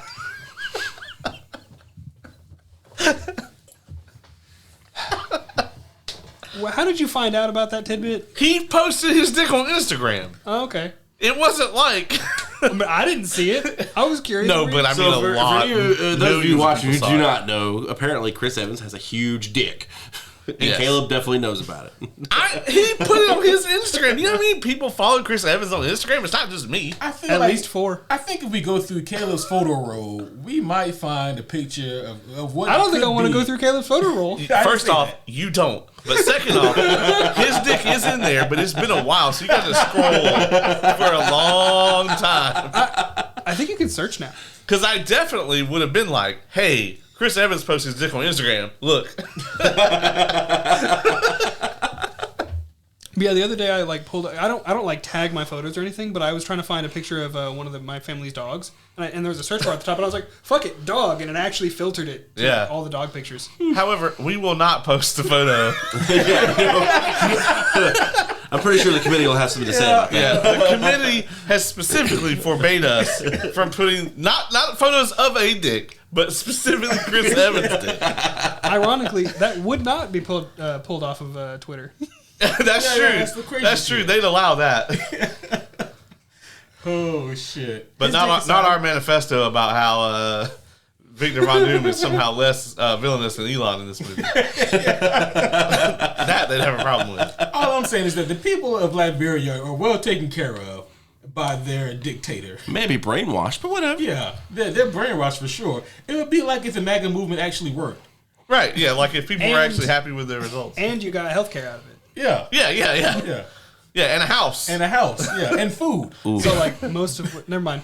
Basic necessities. I want to go to Latveria. We talked about it, I think, in the other one because I think I saw a video about it where like, would you want to live there? And one person was like, no. The other was like, well, hold on. Yeah, wait a minute. Hold up. I'm kind of down with Latveria. What are you gonna do? Make me get up in the morning and say the pledge? Yeah. Yeah. Ooh. Yeah, you will have to do that, but I'm down. I'm gonna go play video games the rest of the day. I had to so. do that for most of my early life. Right? Yeah, exactly. Oh shit. Let's see. So His after dick aside, though. after all this, Chris Evans' big ass dick aside, this is where they find out they have powers, and Ben thinks he ate some bad shrimp, but as it turns out, he turned into a giant rock monster. He did. Hate when that happens. Yeah. You have a night out with the boys, and then you come home and you think, man, maybe I had one too many. I'll just sleep it off. And then you wake up as a rock man. I mean, shit happens. You're just like, I got to get rid of this before I go back to work. Yeah. Happens. I think I'm glad I don't go out with the boys.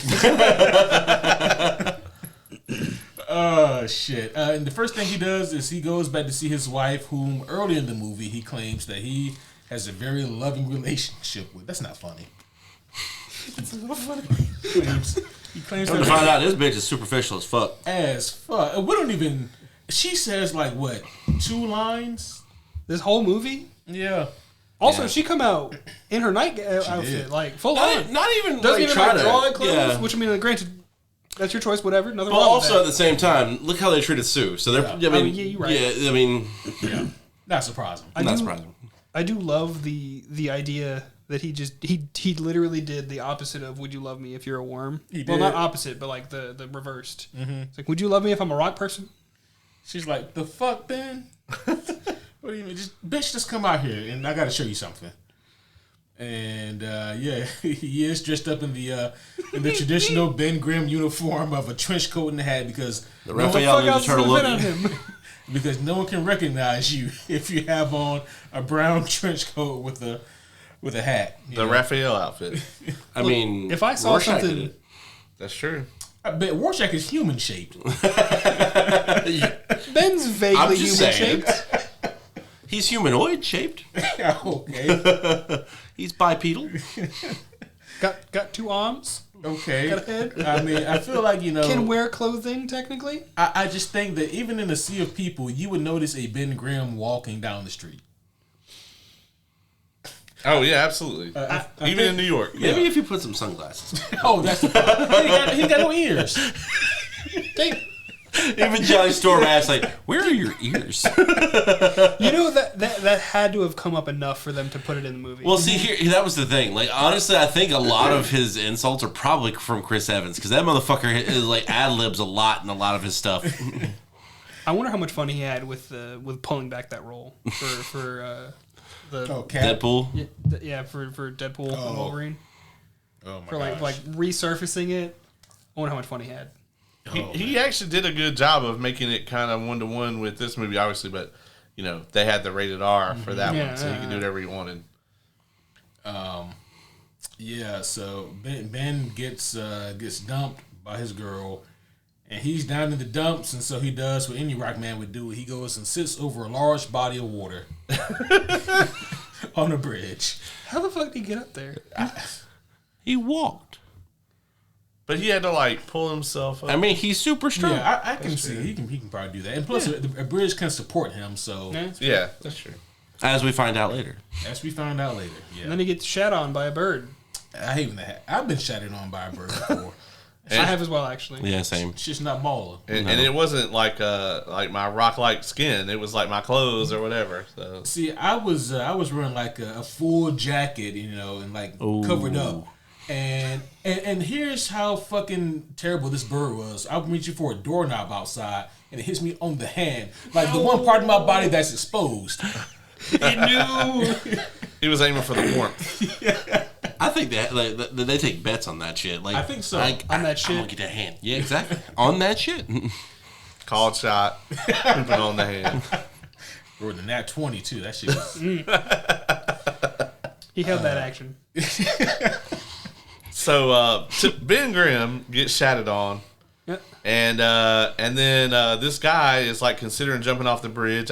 I think the day before he probably bought a bunch of stock in Victor's company. That's possible. And of course the stock tanked. So this guy's gonna jump. I wish they would have mentioned that. That would have been way better. It would have been. Yep. Because we don't know why this guy was about to jump. Just some random fuck. Like, I'm done with life. Yeah. He looked like he worked on Wall Street though. He so. did. He did. had like a briefcase or whatever. He dropped that shit. Yeah. Yeah, it'd have been funny if he was like, "Shit, I needed those." But of That's course, why he decided to jump. It's because he dropped him by accident. yeah, of course, Ben tries to save him. Some bullshit ensues, and this is where we get the whole sequence on the bridge where Ben accidentally nearly causes a fire truck to go plummeting into the abyss, but he saves them all, and this is where the world kind of gets their first glimpse at the Fantastic Four. And the powers are fully manifested, sort of thing. This is where we get the incredibly pointless Nude scene. Jessica Alba scene where she gets halfway undressed and then she magically becomes visible again. This was the reason. Because Reed Richards thought they couldn't get through this crowd, but she could because she couldn't be seen. This crowd of 15 people. But somehow him and Johnny were able to do so just fine. no problem. This scene was entirely fucking pointless. Absolutely. They even say it was because of her that they got through. Yeah. What? I would have used that same excuse though if I was Reed. Oh, sure, yeah. Yeah, man, thanks, girl. We would have never made it through if it wasn't for you and your contributions. Was one of those 15 people just man, I think there was just a titty on my arm. Hey, what are you talking about, bro? No, I know how it feels when there's a titty on my arm. on my arm. And there was just two. Back to back. Bro, I don't see no titties out here. We're like, no, dog, I felt it. I felt the damn It was titties. nice. Wouldn't that be front to front? Sure, whatever. Yeah. It was a bad joke, but it's a joke nonetheless. Side to side, I don't know. Oh shit! But yeah, so Ben Grimm incidentally causes probably tens of millions of dollars in damages. And then his wife shows up and throws her ring down and leaves. Does and that's she the last throw it? time I thought she like placed it. Oh, down. that's true. She did place it. And that's the last time we see Deb, right? Yep. So she gone. Yep. She don't believe in anything as a dildo if you're brave enough. Or she ain't brave enough. That's probably I wouldn't more blame it. her on that part, but I would me blame neither. her on leaving. The way she did, at Yeah, least. she never even has a conversation with Ben. No, not really. That's fucked. And this scene right here always stuck with me when Ben is trying to pick up the wedding ring that she puts on the ground, but he can't do it because That shit's rough. Because of his sausage fingers, you know. And, Yeah, I mean, like, it's heartbreaking. Mm-hmm. Yeah, I wonder if in the sequel, because I don't remember, does he give that same ring to Alicia? I hope not. I think that's supposed to be bad luck. Oh, I mean, marriage is kind of bad luck. That was a joke. We'll find out soon. Uh, That's for certain when we review the next one. ooh-wee. Will we? I will forget this question.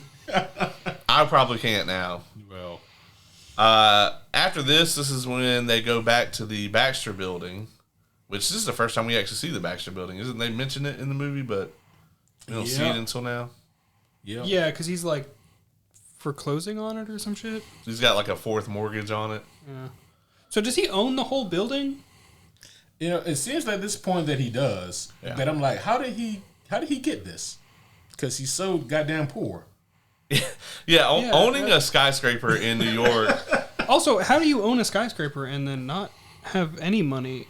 Yeah. I mean, it's You're New York. renting out. He could just rent out like 6 floors of it and be set. And there are people that go in there, I'm pretty sure. He could charge like fucking $10,000 a month rent in like 2005 money. Actually, do you ever see somebody else in that room?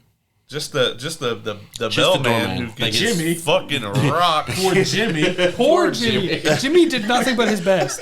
Yeah, he was doing a He great was job. showing concern and then got Actually- launched out a window. I think whenever he first shows up and the Stan Lee thing comes up, I think there's another person in the building. So there's at least one other person in this building. There are so many floors, he could make money by just renting some of them out. And like the power bill on that place alone. That's what it is. He probably does rent out a bunch of the floors, but the power bill is just too much. astronomical. Outrageous, especially when he's trying to create, cosmic storms upstairs. You know, From the power grid. Yeah. Wrecking the shit out the power grid. Meanwhile, Victor's company is tanking, and I guess one of his main shareholders or whatever, Mr. McDickerface, you know, is not very nice. why is his company tanking? Yeah, they don't ever actually really explain that. Like, They don't tell us even what he does or the name of his company. Because this happens before their superhero stuff comes out. He has this meeting, I want to say, or at least it hasn't hit the stock market yet. no, it's right after the bridge. the venture or whatever, like the space thing goes wrong. Yeah. So more than likely, Like- that's probably what it is. What caused it, but I don't see how. Yeah, like 4 people, including himself, got hurt in a space station. Well, it probably got destroyed for one. How the fuck they get home then? Good question. Just like 94, Shut they up. crash landed. Yeah, Now that would make more sense somehow, but less in their living. I don't know. Like maybe it became more like unoperational or whatever. I don't know. They could have given us 2 lines, They could have. And They fix could have this expounded issue. just a little bit. but like you're not supposed to think about it. I do that a lot. Yep, same. I think that's kind of the curse of this show. Yeah, it landed me. It here. was I had that well before this, but Yes. I did. We don't know. It makes me so frustrated, right? Because okay, I get it. You're putting Victor Von Doom in this movie, and this movie is only like an hour and 40 minutes, so you're gonna have to trim some stuff. You're gonna have to make some changes. But if you make changes, make them make sense. Fill out the blanks. All right. So he's from Latveria. What is Latveria? We don't know in this movie. Thank you, Caleb. well they say the country, so Got you, dog. He's a vague businessman. Business of what? Oh, thank you, Dylan. Well, like they at least have rockets Yeah, like apparently they And do a have a space military division and a space station. and a space station. Maybe so. they were trying to do the Space Force like well before. Oh, right before Elon. that also doesn't wow. explain why he had to break into his own warehouse. He just kind of walked in there, to be honest. But And he he felt the murdered a need to shit kill ton of everyone. people. That's true, he did. The first person he murders was the dickbag from the board meeting. Yeah. And he just kind of like fucking blew a hole through him. He was like, "Gaga!" He does it to some of the no. others. The first person he killed was the doctor who gave him the diagnosis. Oh, that's right. That's true. Because the doctor rightfully was going to warn people about him. Yeah. And he So, was hey. like, "I'm gonna get a second opinion because you dead." Yeah. Well, And then he did not get a second opinion. He got Leonard's opinion, and Leonard was like, "Your penis is fine." I think he got Jimmy's opinion too. But we don't get to see it. We see the aftermath. We do. Jimmy apparently did not say something he liked. Jimmy landed on his feet though, dog, and then he fell down. Like that shit was.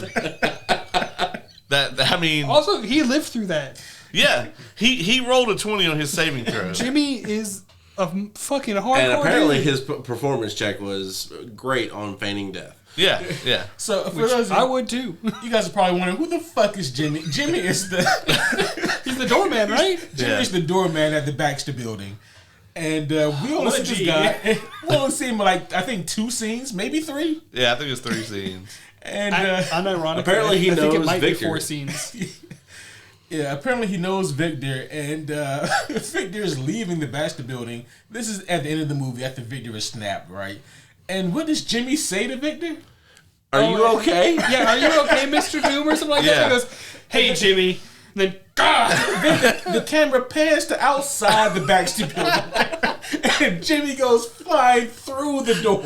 Justice for Jimmy, damn it. Yeah. Justice for Jimmy. Is he sent through the revolving door? I think so. Yeah, like That's extra rude. Yeah. and by the way, Jimmy's like 70 years old. oh At yeah, he's least. up there. Listen, they always gotta. So, there's this kind of thing now where it's like with the villains. A lot of times you'll be sitting there because our society's so fucked, and you'll be like, "Man, they're kind of making sense right now." Like kind of like Killmonger in Black Panther. That's why they have him like cold blooded shoot his girlfriend in the face. So like they always got to have the villain do some shit like that. So like that was their one for this movie. They're like, well, just in case anybody is with Victor on this, he's got to fucking rock Jimmy. You know what? New answer to your original question. I want a villain to be evil and shit, and then just not murder the fuck out of some random dude. He's just like, "Oh hey Jimmy," and he just walks off. He's like, "No, I'm all right." Would Thanos kind of fit that? Yeah. No, he killed a lot of randos. Did he? Half of the universe. Several trillion. They were randos. That was They that literally was, were randos. Literally, they were all They were chosen at randos. random. Okay, but They were but that by was, definition random. that was the literal plan. Yeah, I know. That doesn't make it not what happened. I'm pretty sure it He was still it was part killed trillions of randos. If the plan was to drown a bag of puppies and he did it, he still drowned a bag of puppies. Yeah, but there's no good that comes from drowning a bag of puppies. that you know of. Right. I don't know it either, but There's not. I mean, we don't definitely know that there was any good from him killing trillions of people. I know this is random as fuck, but it kind of segues in. So the actor who plays Thanos goes on the Graham Norton show, and he's like talking about how he goes to Comic-Cons and shit. And he's like, "That's kind of wild, right? Because like I've never read these comics, and these guys would come up to us like, so if Thanos can snap his fingers and take out half the universe's population, couldn't he have done the same thing by snapping his fingers and creating double the resources?" don't they bring that up in the movie? It's a dumb argument because people just forget that like if you have double the resources, imagine that our society had double the money, but none of the laws and infrastructure changed, it would all still go to the fucking. It would be the exact same. Yeah. Exact same shit. I'm just saying, like it popped in my head. And I thought it was funny. That's more for people out there who actually thought that was a good idea. Yeah, agreed.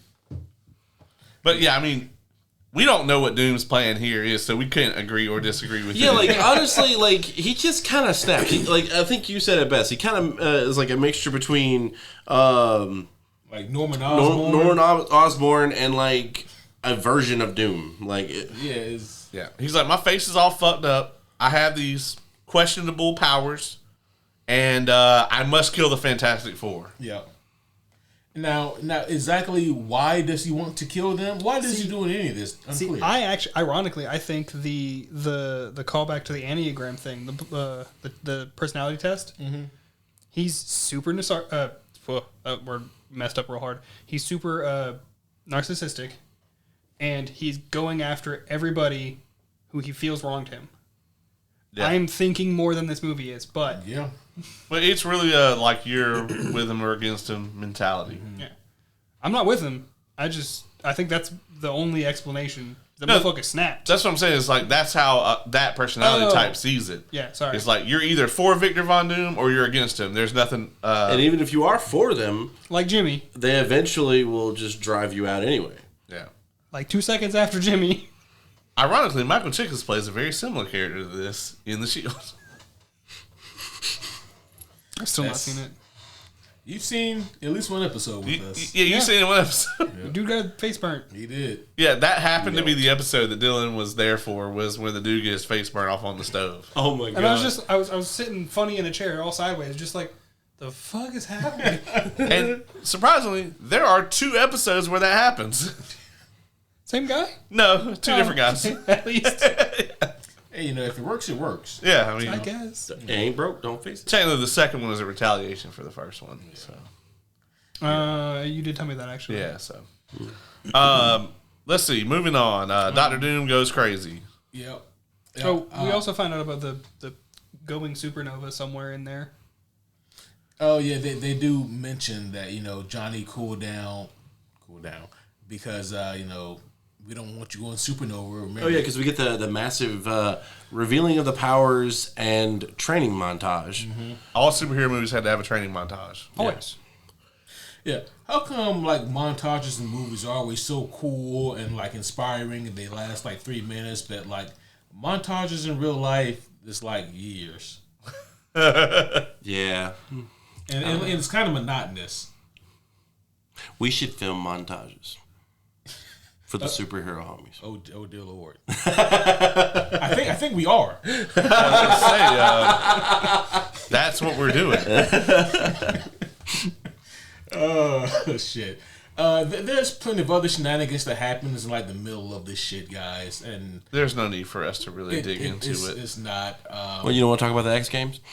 No, it crossed my mind, but no. It still does bug me that they use titanium on their thing. If they could put anything up there, they chose the third or fourth. At least they didn't go with unobtainium or. I think I might have rathered that. I mean, titanium still wouldn't have melted though. Or they could have just 3,000. not put a word on it Yeah, 3,000 Fahrenheit. So I think and they- just make it let us factor. Oh, this metal is able to withstand that. Yeah. Instead, they had to write titanium on every panel. Yeah. Apparently, the titanium melting point is a little under 2,000 Kelvin, and he was at 3,000 Kelvin or 4,000. Which Kelvin. he did melt through. Yeah, he did melt through it. So Yeah, except he would have melted through a lot more of that. yeah, yeah, considerably. And he was actually about to fuck up the building. yeah. Also, yes, I looked that up because no one uses Kelvin. That's true. Only scientists. Yeah. All right. In terms of other notable things that happened in this, honestly, really boring fucking movie. It kind of Which is. sad. We have the really uneventful fight at the end, which is I did point out when we watched it that they foreshadow what happens to Victor in the very opening scene of the movie where he's having Oh, and his Elon Musk statue is being built. yeah, he's having a giant statue of Elon Musk, himself, constructed outside his company. And this is foreshadowing to later in the movie where they turn him into a solid chunk of rock, basically. Because his body's Well, of turning into metal. Metal. So they're melting him solid. And yeah, the whole he's made out of metal shit is completely just they fabricated that. They did. Also, that's not how. Sorry, not even about that. It's about the metallurgy. What happens to metal when you heat it up and then cool it down really hard? Fucking explodes. Well, I mean, They didn't quench it. Sorry, I'm just. No, I'm there with you. That's part held of my it in job until at now. work is I'm like, yeah, it's just gonna crack and break and explode. I mean, at the bare minimum, it's at least gonna warp, and he didn't. He just He just quenched. yeah. yeah, he could be It thinking. is not my job, by the way. I just am a nerd. Yeah, this final fight scene is so fucking uninspired, right? And honestly, the whole team chemistry is kind of uninspired. Besides Ben and Johnny, you don't really get a sense of chemistry between the Fantastic Four. No. And then, honestly, those two have the only growth. And the only chemistry in the movie really at all. Mm-hmm. Yeah.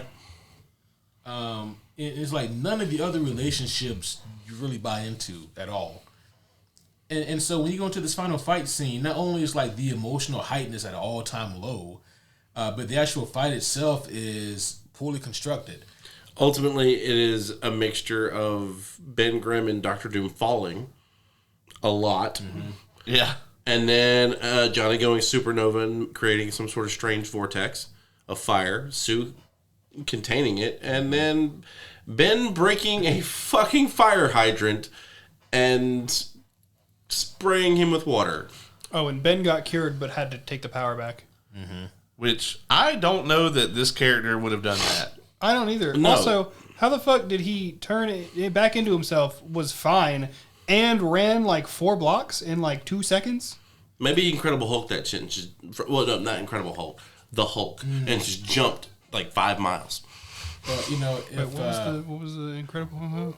So, in the first Hulk movie with Eric Bana, he could jump like 5 miles in one jump. Yeah. See, I don't know if that's accurate or not. technically it is. He can. Okay. If he's trying to travel. So, yeah. Mm-hmm. Man, I was gonna make a bad pun, but now I think the time. Oh no, you said that how did he travel 4 blocks because he's a rock? That and I said 4. Fuck. I think that's my 4th pun button tonight. Which one of these is bad? And for those of you who don't understand, 4. Yes. 4. I think he messed up because he always wrote it backwards. I don't know if you wrote it the right way or wrong way. I think he wrote it for you. No, but Johnny Storm wrote it in fire in the sky. That's true. He did. Still don't know how that worked. Yeah. I actually really hate that the 4 doesn't connect to the other side of the circle in their logo. It's like the circle and then the 4 stops like 3/4 of the way.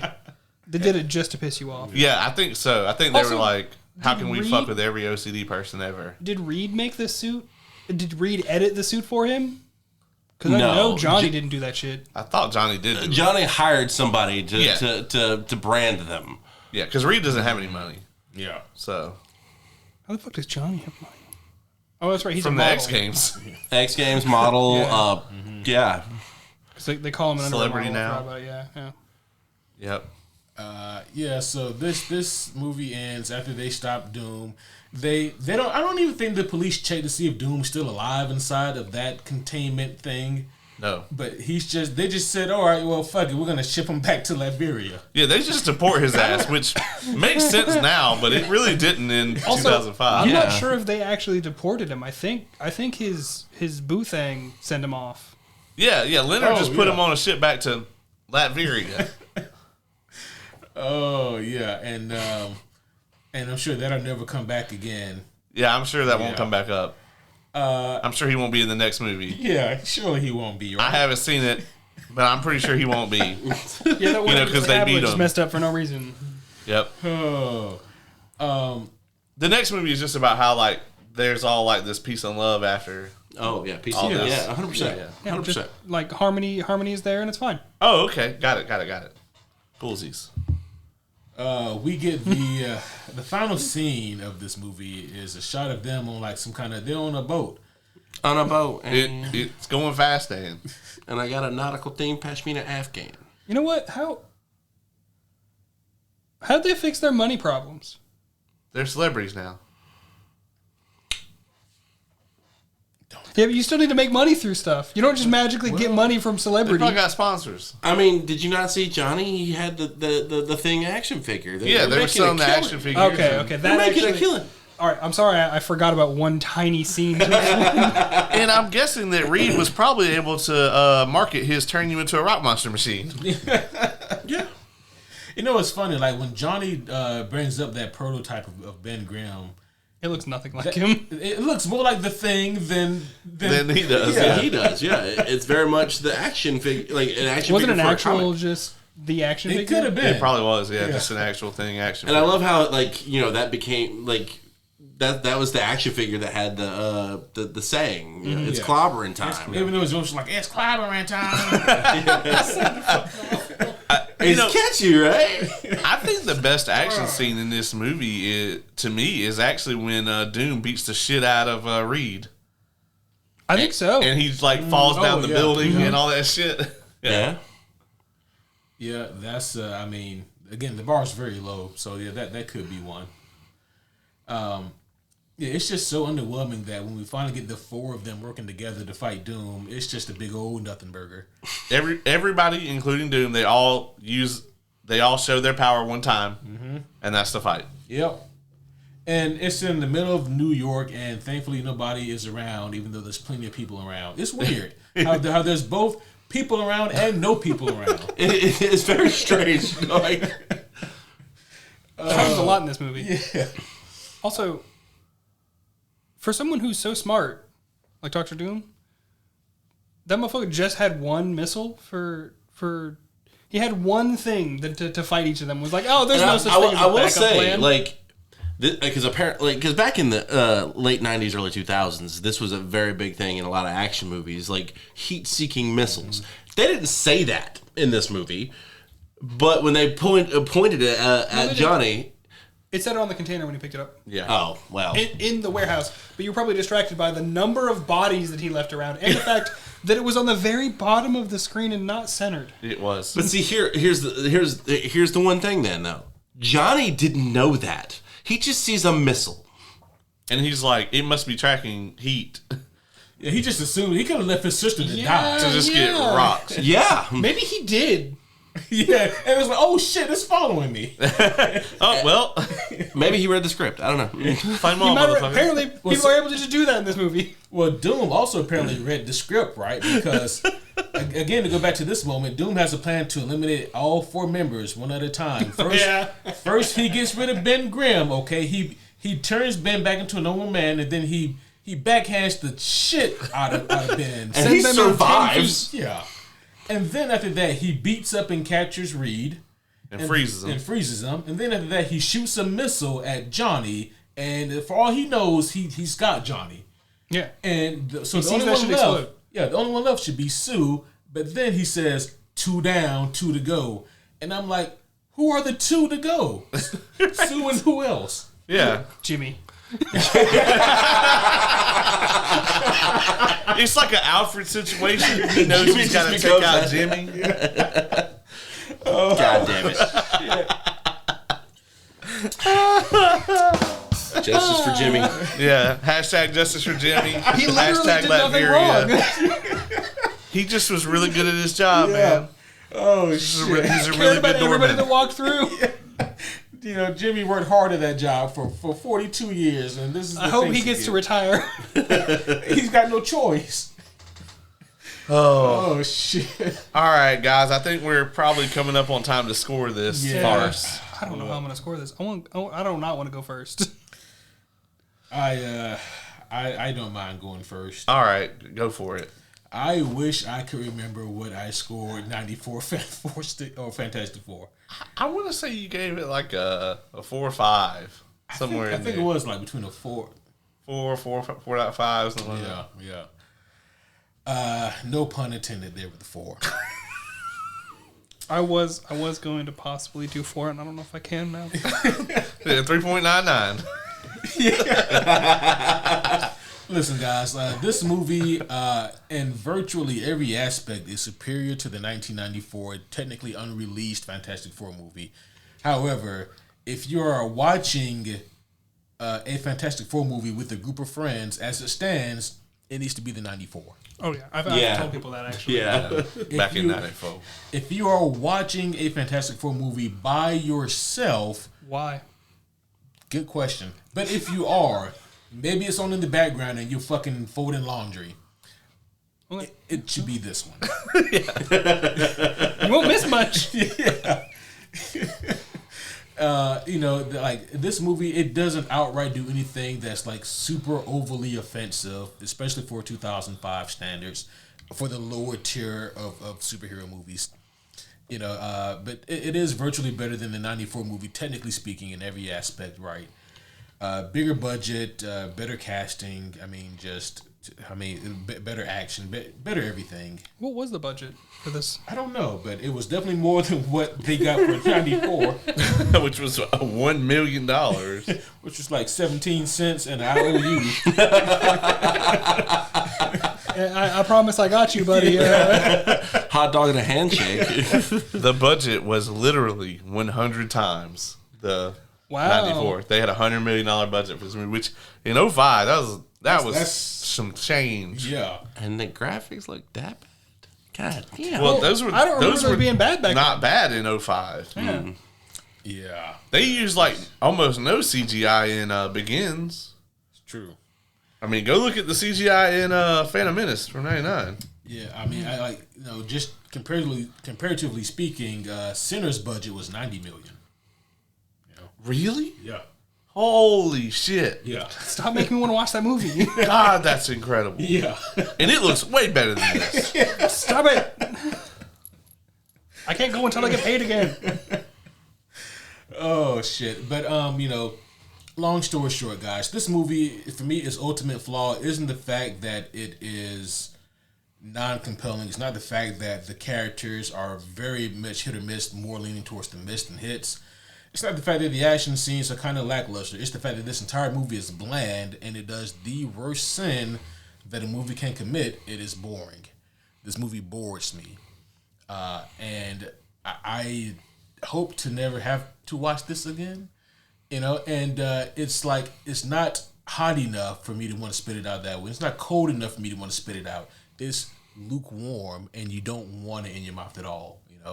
It's just one of those kind of things. It's one of those things where you're like, yeah, just let it fall out of your mouth. Exactly right. It's like those eggs could have been good if they were still warm, but now they're not. That's a very good way to describe this movie. Yeah. I scored this. I'm gonna give it a 4.2 out of 10. That is So 420. it's a very apt description. I agree with a lot of that. It's to stick with the food analogy, it's kind of like you put some toast in the toaster, but then you got caught up doing some other shit, and you come back and that toast is cold. Not room temp toast. And, No. that toast is just slightly colder than room temp, and like you can't re-toast it because it's gonna be burnt, right? So the only thing you can do is throw it out, and that's kind of this movie. I haven't seen it since 2005, I don't think, and I really don't want to see it again Ever. This is the only reason I could have thought to watch it, and like I said, this is the good one.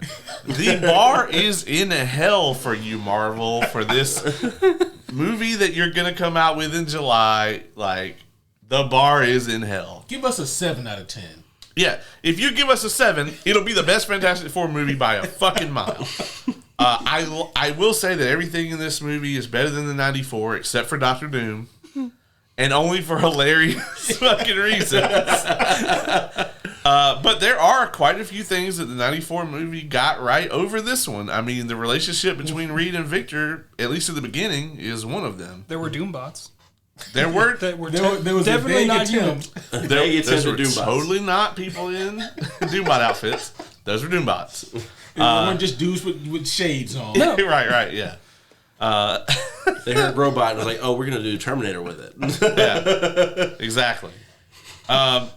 Yeah, I mean, I agree too with the assessment that this movie's just kind of boring. It just kind of plods along and then it ends. I guess if you're like a huge fan of Fantastic Four and you just like gotta have the best thing that's available to you, this movie, but maybe just go read a comic or wait till July.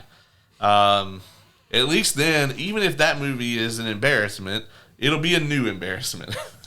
A fantastic embarrassment. Fantastic embarrassment. I honestly think they could, like,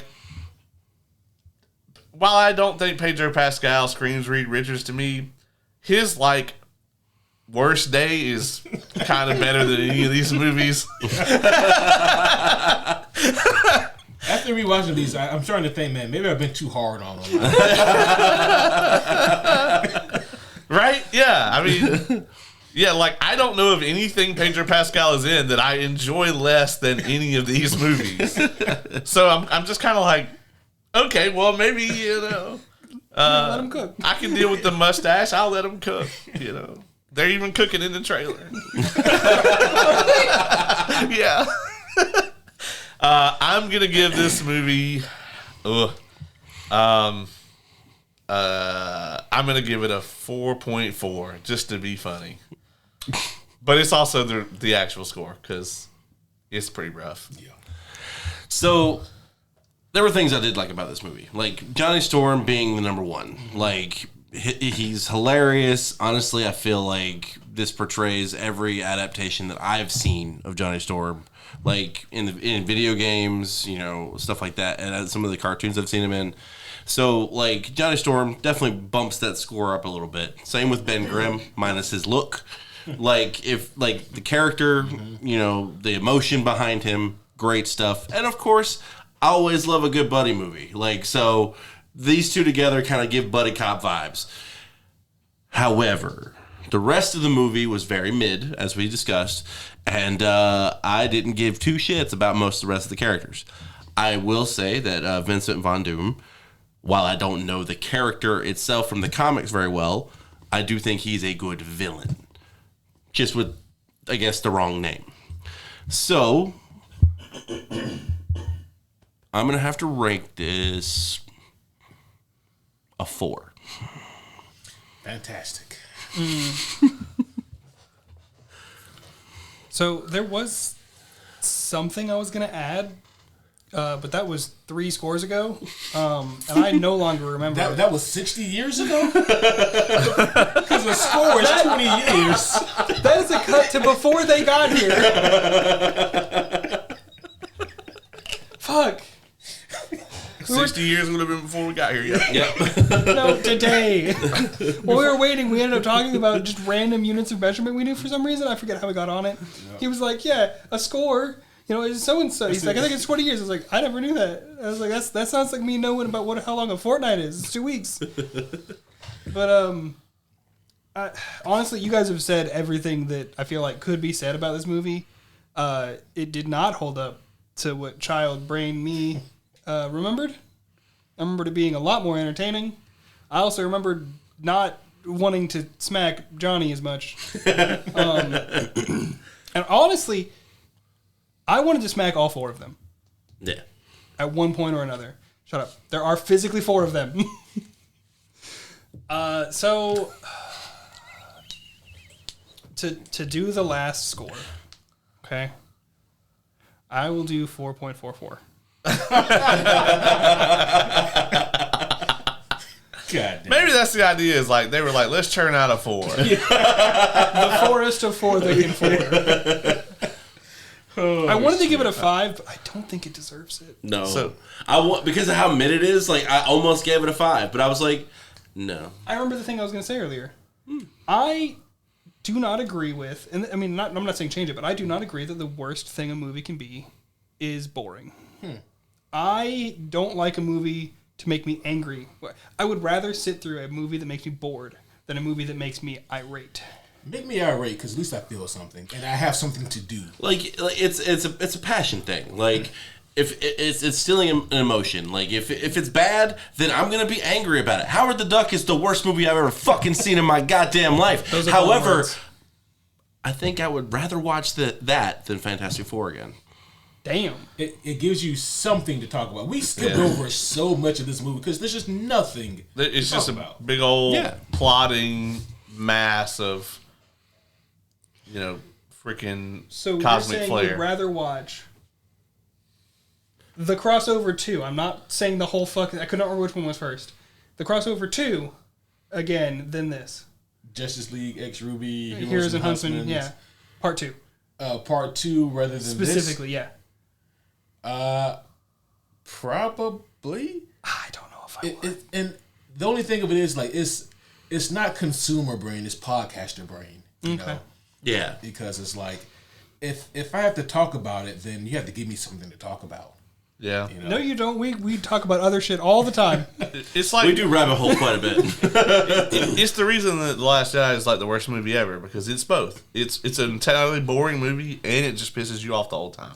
And the only reason I bring up that specific movie is because I think that's the one that I gave the lowest score on. Yes. I gave like a 2 or some shit. Mm-hmm.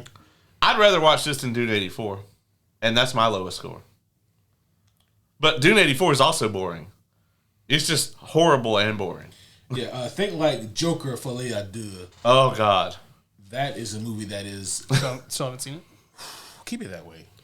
Yeah. This movie or the 94, I would rather watch over Joker 2. I will never watch that movie again. It is the worst movie I've seen in a very long time. Our shortest movie review that we've done. What if if someone paid you $1,000 to watch it? Oh, sure, yeah. Okay, yeah. Yeah, $1,000. $20 is $20. Yeah. Come on. I was just And wondering. $1,000 is a lot of those. It's true. Some Steiner math going on over here. Well, you take away the 33%. You see, not all podcasts are created equally. Oh, God. We don't have to do this. Very soon, folks, we are going to be coming back to you guys and reviewing the second half of Season 1 of The Last of Us. We're going to be doing a quick recap of that. Very soon, we're going to be reviewing Silver Surfer here in a couple weeks, because we only have, I think 8 weeks or so to finish all this up. And we have Thunderbolts coming out soon, so... Yeah, we have all that coming up, and of course, we'll be doling out our review of Andor Season 2. Yes. Have you started on that yet? Nope. No, between yesterday and today. I damn near... They came out with 3 hours of Andor last night. I damn near watched all of it, except I had to make myself go to sleep, so... Holy shit. Oddly enough, before we wrap up here, I do have to say this. After reviewing and thoroughly discussing the 05 Fantastic Four movie, I think we might, as a group, have a better time with the Silver Surfer movie. I've never seen it, so at least it's going to be new to me. Yeah. So I vaguely remember the movie, so it's, you know. I'm right there with you on that. I vaguely remember parts of the movie. It's dumber than this one, but at least that's something. Like, the Silver Surfer was there.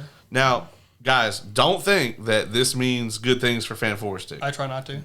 because it doesn't. It doesn't I've change it at learned all. well enough that when you two agree on something, that it usually means it's true. So I'm keeping the worst possible image in my head of what this movie is. That's fair. Yeah. Well, homies, that is going to be all for this one. This has been a fantastic voyage. Yeah. And I know you guys cannot wait until the 4 of us return to discuss the next one. It'll be a blast. We're fantastic. The movies aren't. There we go. Hey, that's a good one. Yeah, I like That's that. a good one. That should be a t-shirt. You get one more. Oh, I'll give you one of these. It's so long. Does it work? It doesn't work. It used to. It used to. I thought so too, but it doesn't. It's like they're over a certain length and it's like, no. Anyways, homies, that's going to be all for this one. We will see you guys again very soon with one of the many episodes we have coming down the pipeline. So look forward to all that cool shit. And again, be sure to check out the merch store. Link in the description below. So please be sure to check that out as well. But until next time, my name is Superhero Homie Q. I'm superhero homie Caleb. I'm superhero homie Oz. And I'm superhero homie Dylan.